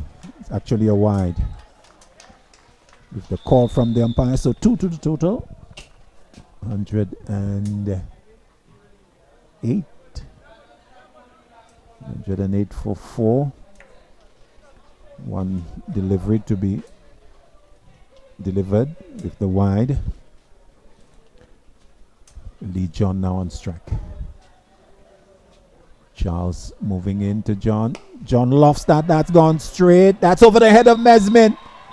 Hitting the wall at the far end. Well, Mesmin came across that long on. Thought he had a catching opportunity. Not so at all. That has flown over his head. Another maximum to Lee John. His second. He goes to 19. And at the end of the 14, Sale Gros Islet Knights. They are 114 for 4. 90 required at exactly 15. As we see that one on the replay, no, that was 2 deliveries, a delivery before. But Lee John, he continues to get good results when he looks to hit the ball straight. And perhaps the Titans need to get him trying to hit the ball square on the offside. The field that he said suggests that we will see a lot of slower balls from Dijon Charles. But on that occasion, he was just a little bit too full to Lee John. He's gotten away with it when bowling to Dylan Douglas because he looks to drag that same delivery over the mid-wicket region. But he should take a page from Lee John's book and look to hit those deliveries in the V down the ground, as we've seen Lee John do on 2 occasions of Shanai Mesmin and now of Dijon Charles. Yes, the 2 worms twisted around each other. It continues. Now, for the past few overs, the Sale Gros Islet Knights below that of the Soufriere Titans, but not a lot of distance between the two. Required rate 15. Mesmin starts another over. He'll bowl to Douglas. Douglas is back looking to hoik that away on the onside. Missing. And into the gloves of Sylvester. 114 for 4. So the partnership between these two doing well. Wolf 32 from 21. And keeping the Knights in the game. Mesmin to Douglas. Douglas clips that away. Out towards the mid-wicket fielder. They think of the second, but no. Douglas wanted it. Lee John didn't. And they stay at 115 for 4. 89 required. There's this partnership from the Knights. It's threatening to be borderline good, but they will be concerned with the strike rate from Dylan Douglas at the other end. He's really putting pressure on Lee John. He's only 11 from 12. John in strike. Mesmin bowls to him. John swing and a miss. It's outside the off stump. It's a dot ball. So it's in favor of the Titans. And will push up the required rate. It's now beyond 16. 115 for 4 it is. The Knights are currently going at just under 8. So the fact that they have not kept up with the 10 run at the start means that it's going up. Clipped away by Lee John. Oh, what a delightful stroke. A stroke of beauty. A sort of a no-look stroke. It was on the leg stump. And Lee John just whipped it away elegantly. And that went, well, it didn't travel very high, but it made the distance, cleared the boundary at backward square leg. A third maximum for Lee John, taking him to 25. 121 for 4. What a pretty stroke, Dexter. Yes, credit must be given to Lee John for really staying still and using the wrist as we have a look at that one on the replay. All hands and bisecting, finding that gap between the short fine leg and the deep backward square leg fielder for another boundary.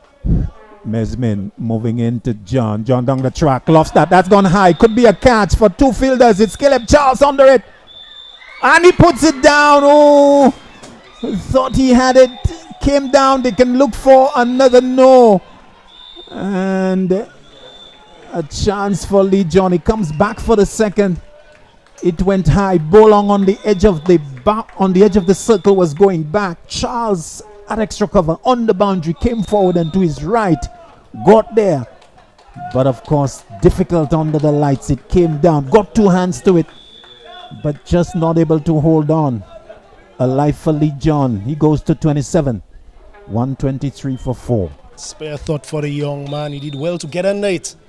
Nonetheless, it goes down as a drop chance. Mesmin to John. John loves that. That's big. That's long. That's over mid wicket. It's 6. Oh, it's like rubbing salt in the wounds. Dropped one delivery and smashed for 6 the next. John rushes into the 30s. He's 33 as the 15th is completed. 129 for 4, the Sale Gros Islet Knights.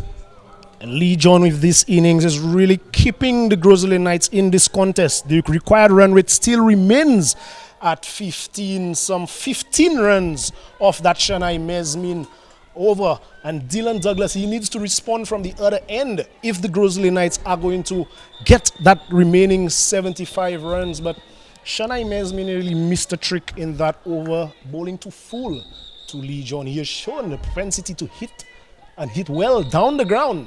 And he pitched up those deliveries. Those last 3 deliveries really were too full. Well, the Sale Gros Islet Knights will argue that they got the 15 that was required. Their fans beginning to get a little more vocal in support as we start the 16th. Charles moves into Douglas. Douglas hikes that away. Where's that gone?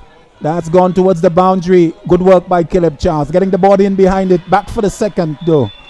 The batters.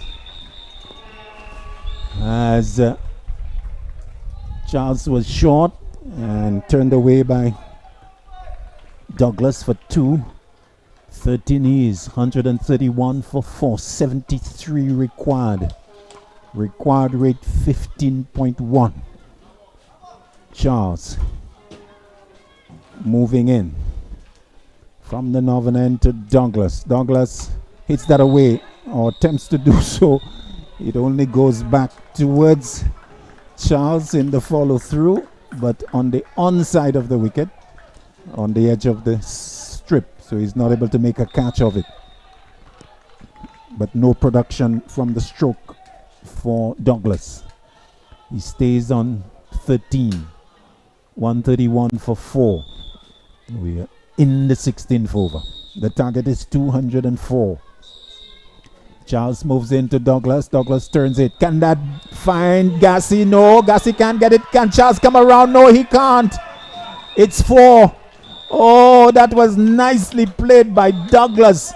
He beat Gassi inside the circle to his left and challenged young Charles to come around to his right, but the young man was not able to do so.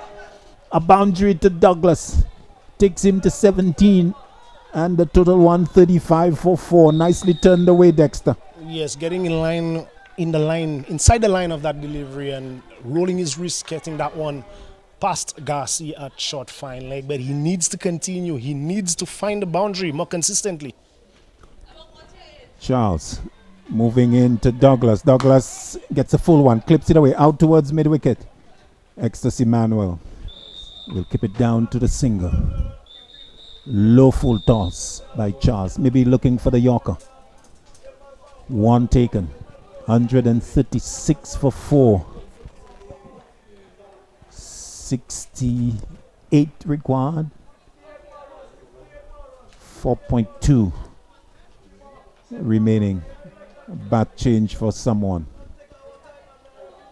It's for Douglas. As Lee John will be in strike. Almost 16 required. Charles moving into John. John struck on the pad as he's looking to turn. The appeal going up. No response from umpire Mathre. Dot ball though. Important those are. They are worth their weight in gold as they push up the required rate. It's heading towards 17 now. Only one boundary in the over so far. One delivery left. Yes, and we've seen that once the ball is back of the length, Lee John has struggled this evening. It's not to say that he will not deposit the next one. Charles to John. John looking to turn it. Struck on the pad. He wants the single. It's not on. The elegant leg side stroke didn't come off on this occasion. It ends up as a dot ball. And 2 precious dot balls to complete this 16th. And 136 for 4. 68 required from 42 balls. Yes, definitely the equation. Correction, from 24 balls. The equation that the Gros Islet Knights would have the eye on 17 runs, that lucky number 17 from the remaining 4 overs. And Lee John, 33 of 17, the Gros Islet Knights would perhaps need him to face a lot more of those deliveries because Dylan Douglas has been sort of struggling from the other end, 18 of 16. He did get a boundary in the last over, but that really was not enough. Tight over there from Dijon Charles. 4 overs left. Let's look at the bowling options for Ecstasy Manuel. Gassi completed, so as Sinclair. Dijon Charles as well. So Mesmin, Ecstasy Manuel, in terms of those used to come back. But we've got a new bowler being introduced. Charles. So, new bowler being introduced. Number 96. As he's going to move in to Douglas. Down the track. Douglas smashes it. That's gone over mid, over extra cover 6. Oh, an emphatic greeting to Charles. Douglas running down the track and smashing it over extra cover for 6. And saying good night, Javon Charles. 142 for 4. That is a top shot there from Dylan Douglas, knowing that he really has to accelerate if the Gros Islet Knights are to be victorious here this evening. Javon Charles did not do much wrong there. That ball was exactly where Captain Ecstasy Manuel would have wanted him to bowl that ball. But Dylan Douglas advancing and really turning that one into a bad delivery. Comes in again to Douglas. Douglas looking to switch it. Has missed that. Looking to scoop that, in fact. And, well, you wonder about the wisdom in this stroke. Looking to be cute. Of course, if it had come off, we would be singing its praises. But it's a low percentage stroke and a brave man to look to employ it at this stage. It's a dot ball. Charles continues to Douglas. Douglas smashes it down to long on. St. Clair's there. They take the single. That was on offer. 143 for 4. 61 required from 21 balls, and this is beyond 17. Knights needing maximums as Charles bowls to Lee John. John hits that into the offside, beats the man inside the ring. Can Charles come across? Oh, good work. Keeps it away from the boundary, and they'll come back for the second. Very good work there from Caleb Charles. Had to stretch himself, getting between the boundary and the ball. Excellent work. Excellent camera work as well. And saving 2 there for his team. Excellent work from our director as well. We need to say that. 145 for 4. Charles will now bowl to John. St. Clair making a long range field change. Pushing the man inside the circle at 45 to his right. John in strike. Charles moving in. 59 required. Charles to John. John is struck on the pad. Given! End of Lee John. Umpire Cooper taking the time over that and saying, "You're out, my son." It was straight, maybe hitting leg stump. So end of Lee John. LBW Charles. And he goes. The fall of the 5th wicket as John departs. Success for the Soufriere Titans. So he has gone for 35 from 19. 1 4, 4 sixes. There's a valiant effort there from Lee John, one of those middle order batsmen who's really done well for the Knights as we see that one on replay. Full delivery there from Javon Charles, and he was trapped in front. Easy decision for the umpire in the end. So the Gros Islet Knights, they've lost their 5th wicket. And you get the sense that this man that's walking out now, the Gros Islet Knights, their chances lie on his shoulders. Tyrell Chico, he's done it before. He should not be written off. Soufriere Titans, they need to close out this game well. They cannot get carried away. Well, the man Tyrell Chico, he can hit a long ball, but will he get the opportunity to do so? His strike rate is 160 in the competition so far. 45 runs. So going forward for the remaining deliveries is how many he can hit out of the park, you'd have to say. Charles to Chico. Chico hits that. That's high. Is it long enough? Yes, it is. Clears Ecstasy Manuel on the edge of the circle, on the boundary really, at wide long off. So Chico starts with a maximum. 150 coming up with the smash from the tall right-hander. 151 it is for 5. 53 needed from 18 as we come to the end of this match, number 25 in SPL 6. For the Gros Islet Knights, they need that sort of stroke play from both ends. Dylan Douglas can ill afford to be wasting any deliveries out there. Singles won't win it from here on. He needs to find the boundary. He is 25 of 19 and he needs to support Tyrell Chico, but they both need to go to get the remaining 53, just 18 deliveries left. And the bowlers that will be called upon to deliver those remaining 3 overs, they have a big job on their hands. Let's look at the bowling options. So Mesmin has got 1 more. Ecstasy Manuel can come back, 3 more.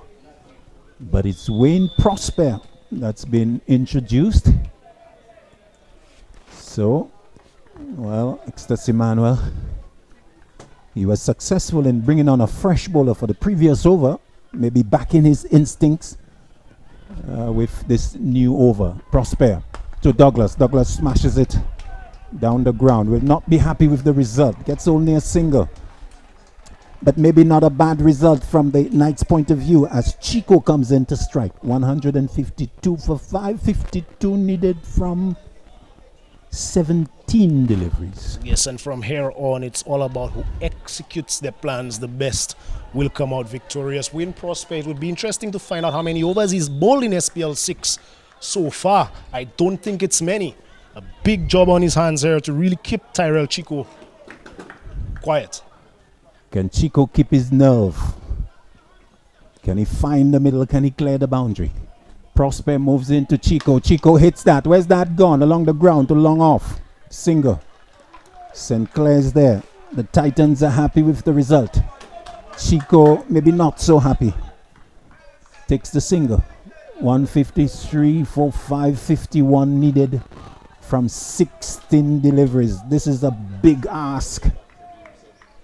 And well, can Douglas in combination with Chico bring the Knights across the line?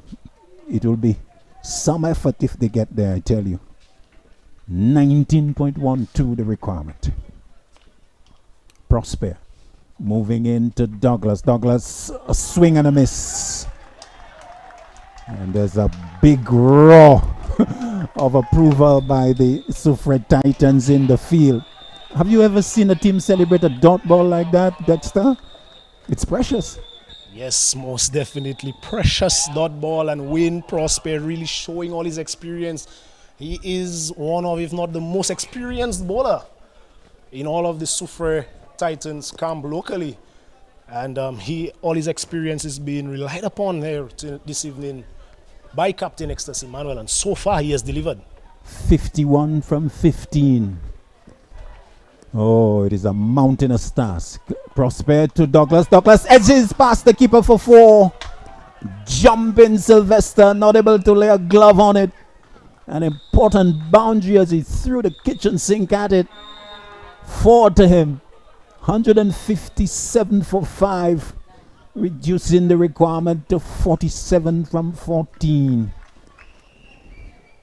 Douglas really throwing the kitchen sink at that one. The second time we've seen him get a boundary past the keeper. So he's really not getting the ball off the middle of his bat as yet. Only one shot we saw over the offside field coming off the middle. And he's trying his best out there. But so far, the bowlers, they're still on top. With the required run rate still at 20s. Indeed. 2 deliveries left in the 18th over. The rate is 20. It's not impossible to get 20 and over. We know that. But you need to be striking and striking well. Comes in to Douglas. Douglas whips that away. Caleb Charles will come across and keep it down to the single. We must credit the work done by young Caleb Charles on the boundary. Just one blemish, that drop catch. But generally, he has fielded well and has saved a number of runs in that backward square leg boundary. 158 for 5 with the single. 46 required from 13 deliveries. Chico in strike, he needs a maximum. No question about it. As Prosper moves in to Tyrell Chico. Chico, bowled! Crashing into the off stump, a swing. And, well, he had to go for the maximum. Didn't lay bat on ball. Has lost his off stump. And you wonder whether it is not a case where the Knights maybe have lost their way with that dismissal. 158 for 6 as Tyrell Chico is castled by Prosper at the end of the 18th over. Wayne Prosper, come after the hour, come after the man. I did say it would be interesting to find out, and we were going to get that stat for you. How many overs he's bowled in SPL 6 so far, but this big over, he has delivered, conceding only 7 runs and picking up a big wicket of Tyrell Chico. And one would be thinking that with that wicket, the Soufriere Titans, they are head and shoulders above the Gros Islet Knights at this stage in the game. Indeed, 23 the required rate. So you're looking at what? 4 sixes in every over. 2 overs left. Simeon Gerson comes to join Douglas. Of course, it is possible. There are 6 balls in an over. 23 required. 6 fours at 24. So you can get 6 fours or 4 sixes. That's what you need. But can Dylan Douglas produce that type of heroics? With him is Simeon Gerson. 46 required from 12. Charles starts the 19th. Bowls to Douglas. Douglas down the track. Hits that. That's gone high. That's long. That's 6. Over, long off, over the building in which we are operating from. And into the park behind us. A massive hit from Douglas. Good start to the 19th for him as he goes to 37. 164 for 6. Douglas keeps his side in the game. Yes, a good start to the over there from the Gros Islet Knights, and Dylan Douglas is showing that every time that he's advanced at Jovan Charles, he's gotten a maximum. 5 deliveries still to come, 40 runs. And from the Knights' point of view, this needs to be a huge over. 23 per over required at the beginning of the over with 2 left. But should Douglas and Gerson get anywhere close to 30, it means they reduce the requirement for the last over. Yes, most definitely. They will not want to leave too many for the last over if they are to get over the line here this evening. Jovan Charles, he needs to really slow the game down, not get carried away. Charles under some pressure with the first one disappearing. Moves in to Douglas. Douglas smashes it for 6 again. This time that has gone through square leg. My word. That has sort of set the cat among the pigeons. And whereas Charles might have started the over, advantage him with the first 2 going for 6s. Pressure now on Charles. And he needs to keep his wits about him. as Douglas goes to 43.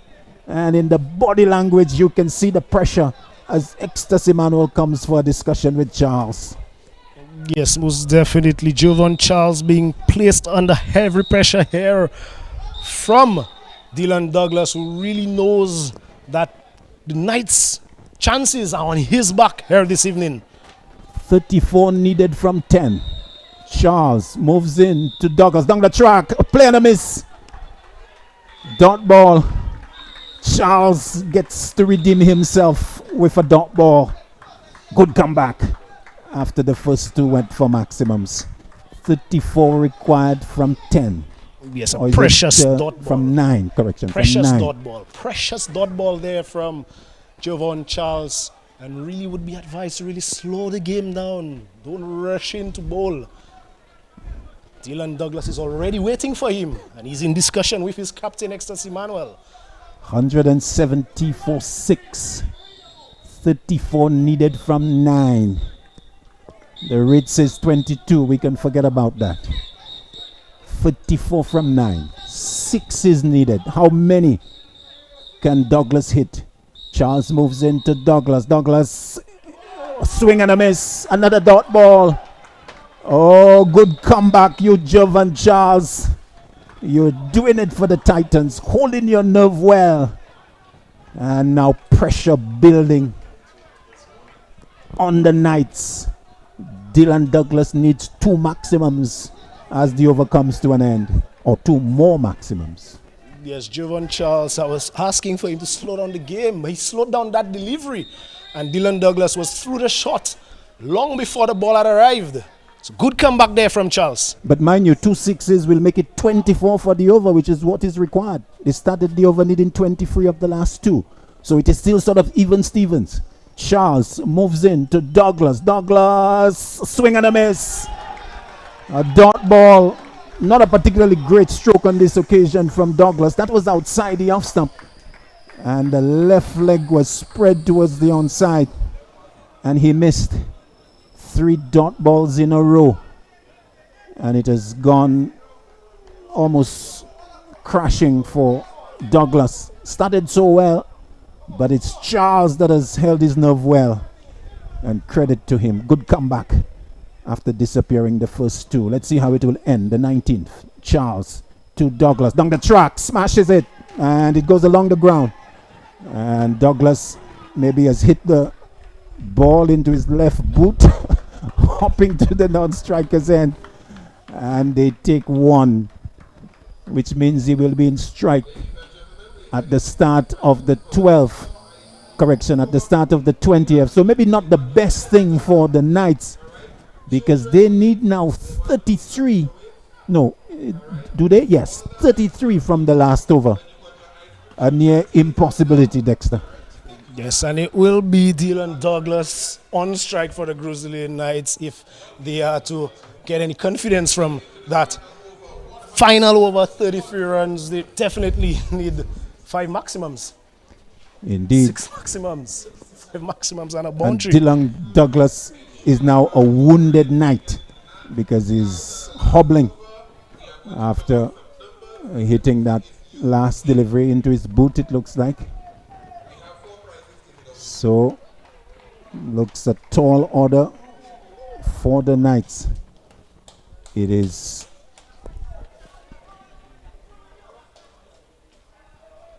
Prosper who's going to come in. And as long as he can hold his nerve, it should be done for the Titans. A swing and a miss. A dot ball. So Dylan Douglas, well, it's been a struggle for him in recent deliveries. 171 for 6. And 5 deliveries left. 33 needed. Our times table tell us 5 6s are 30. And so as long as Prosper can keep his foot behind the line and no wides, no balls, should be Titans game. Prosper comes into Douglas. Douglas hits that. That's gone high. 6 over the wall at long on. But it's a little too late as he goes to 50 with the maximum. 50 from 31 and clearing the wall at the long on position. And so a personal landmark for Dylan Douglas, the overseas player. 50 from 31, 4 sixes, 3 fours, a strike rate of just over 161. But I think it's not a 50 that he will celebrate, because he would think that he has not helped his team get across the line. Still 27 needed from 4 balls. Prospect comes into Douglas. Douglas a swing and a miss. A dot ball. Soufriere Titans, they are 3 balls away from victory. An impossible 27 needed from 3. And the Soufriere Titans guys, they can breathe easy because they have held their nerve, and we can say they have defended the 203. Gros Islet Knights not able to keep the momentum and achieve the average of 10.2 per over. Top edge will get him a boundary. 1 bounce to deep third, but it's all academic stuff now. He goes to 54, 181 for 6, still 23 required, and Dexter, just a matter of Wayne Prosper completing those 2 legal deliveries to finalize the result. Really a brilliant performance from the Soufriere Titans so far. Just 2 deliveries left to confirm the victory in match number 25 against the Gros Islet Knights. Prosper moving into Douglas. Douglas whips that away nicely. 4 runs to backward square leg. And, well, just personal satisfaction. Another boundary for him. He goes to 58. 185 for 6. 1 delivery left. Still 19 required. High fives between Boulogne and Sylvester, because they know they are practically there. Yes, and the Soufriere Titans, with that victory, would have cemented or almost confirmed their spot in the top 4 of this year's SPL after finishing last in 2025. Final delivery, Prosper to Douglas. Douglas hits a big one. That's gone high. That's gone long. That's cleared the boundary. That's gone over the head of Ecstasy Manuel, who celebrates. It's 6, but it really doesn't matter. 191 victory for the Jade Mountain Soufriere Titans by 12 runs. And indeed, they have assured themselves a place in the top 4 to go forward in SPL 6. A very good victory by the Titans, because at one stage they were 22 for 3 in a power play that was going nowhere. They were able to revive it to get to 203, and in the end they have done excellently in defending that. The Sale Gros Islet Knights falling 12 runs short.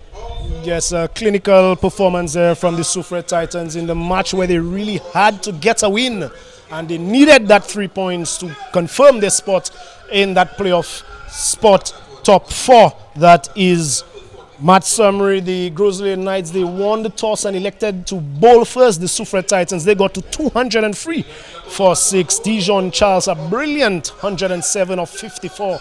Kurt Edward, 29 of 23. It was that partnership between he and Charles which really saved the Soufriere Titans innings. That's 4th 6-wicket partnership, I believe it was, of they 89. put on 89. Correct. And Kevin Gassi in the end, 14 of 6, really did the damage for the Soufriere Titans. With the ball for the Knights, Tariq Edward 3 for 36 of his 4. Beyond Fanis 2 for 32, and he had Dijon Charles dropped off his bowling by the wicketkeeper Noel Leo even before he got into the 80s.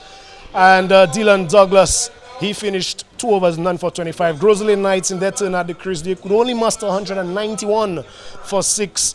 Dylan Douglas, he finished not out on 64 of 35, but in that middle phase he really struggled, and his strike rate in that middle phase really put the Gros Islet Knights in a hole, really, and they were not able to get out. Lee John, he tried brilliantly, 35 of 19 as well. As we look at the standings, the City Blasters, they're still on top. The Soufriere Titans, they move on to 12 points. They've played all their games. And the Gros Islet Knights, they remain in third with 9 points. Crucial encounter tomorrow between the Knights and the City Blasters. The Knights now, they need a win against the City Blasters Absolutely. to move forward. Absolutely. So that is the situation there. The Final Four developing nicely. And so our man of the match, we think it's clear, Dijon Charles, 107 not out from 54 balls. And that was quite emphatic. He played really a tremendous job in that 89-run partnership. And he was the one who batted throughout the innings thereafter. And he was the key cog in the wheel for the Titans and bringing them victory. So a good performance by the Titans and well deserving of their second place position in the table. So we complete on commentary and ask you to stay tuned for the post-match ceremony that will be coming to you in a few minutes time. So on behalf of Dexter Solomon and the rest of the production team, Claudius Emmanuel saying bye for now, but stay tuned for the post-match.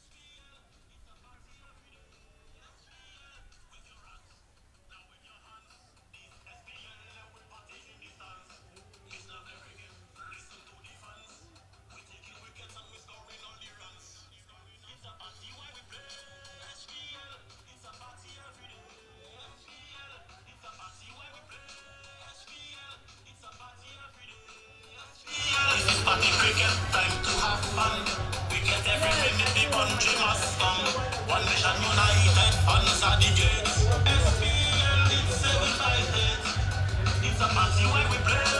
SPL, it's a party every day. SPL, it's a party when we party when we party.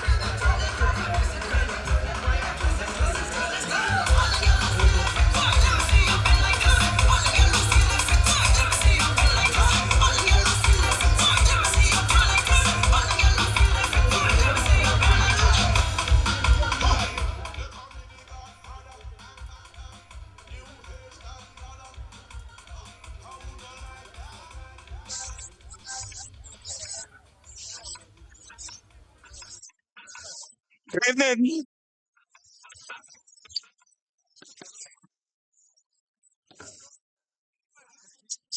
Good evening, ladies and gentlemen. Welcome to the post-match ceremony for this game 25 in SPL 6. Victory by 12 runs by the Soufriere Titans, the jet-mounted Soufriere Titans. Let's speak to the living captain, Kimani Melius. Kimani, you had them at one stage 3 for 22 in the power play, and they got away. What happened? Well, there are lots of questions we could ask ourselves where we lost the game and why we lost the game. But let me say congrats to the Titans. They outplayed us. There were lots of ebbs and flows throughout the game, but they came out victorious. Kudos to them. Yes, and of course, it means you're still in a position to remain in that top four. And so it means an important game tomorrow. You need to bring a better game tomorrow. Well, firstly, we put ourselves in that position. It's only us to take ourselves out of that position. Like I say at the toss, we didn't follow the processes right. As long as we follow the processes right, we'll come out victorious. Okay. Hard luck to you, Kimani. All the best. Better luck tomorrow in your final game. Let's now speak to Extus Emmanuel, who has emerged as the winning captain. Extus, it has been a very sort of up and down type of outing for you at the post-match, but this one is an enjoyable one. Indeed. Yes, indeed. This game, I would say it comes down to brilliant knock from Dujo Charles. When we needed somebody to stay on bat, he held his head, he held the composure, and he brought us to a respectable total that we can defend in the end. Yes, and quite a turnaround for the Titans. Didn't do all that well last year, but now you've gotten into the Final Four. What would you say has contributed to the turnaround for the Titans? Well, I would say everything can attribute that both on and off the field. We do have our set plans before every single game. It's all about execution in the end. And today, well done to the team. Okay, thank you very much and see you in the Final Four. We now come to the man of the match presentation. And of course, the choice was very clear. A tremendous innings from Dijon Charles, 107 not out from 54 balls, 10 fours, and 8 sixes. He is our man of the match. Let's have the presentation to him made by Kayla Thorpe, who is PE teacher from the Ave Maria Girls Infant School. That's the curling George Award. Let's start to you, Dijon. Congratulations. A good knock from you. What were your thoughts when you came in with your side in some stripe in the power play? Obviously, it was a pressure situation. Having so that 200, 205 will be a good total. So me batting as deep as so would have been good. Yes, and you got good support there from Edward. What was the wicket as you started in the power play? Obviously the wicket was 2 pace, so I'll say we need to bat as deep as possible. Get to 20 overs, not losing as many wickets, and we'll compete from there. Having a total on the board will be most important.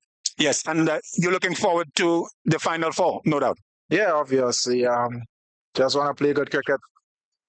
Okay, thank you. All the best, and go good for the balance of the Final Four. So that's the position for the match number 25. Success for the Titans by 12 runs. Asking you, of course, to stay tuned, remain in position, because match number 26 is going to start in a few minutes. Miku North Derby, Miku Eagles versus the Monrepo Pioneers.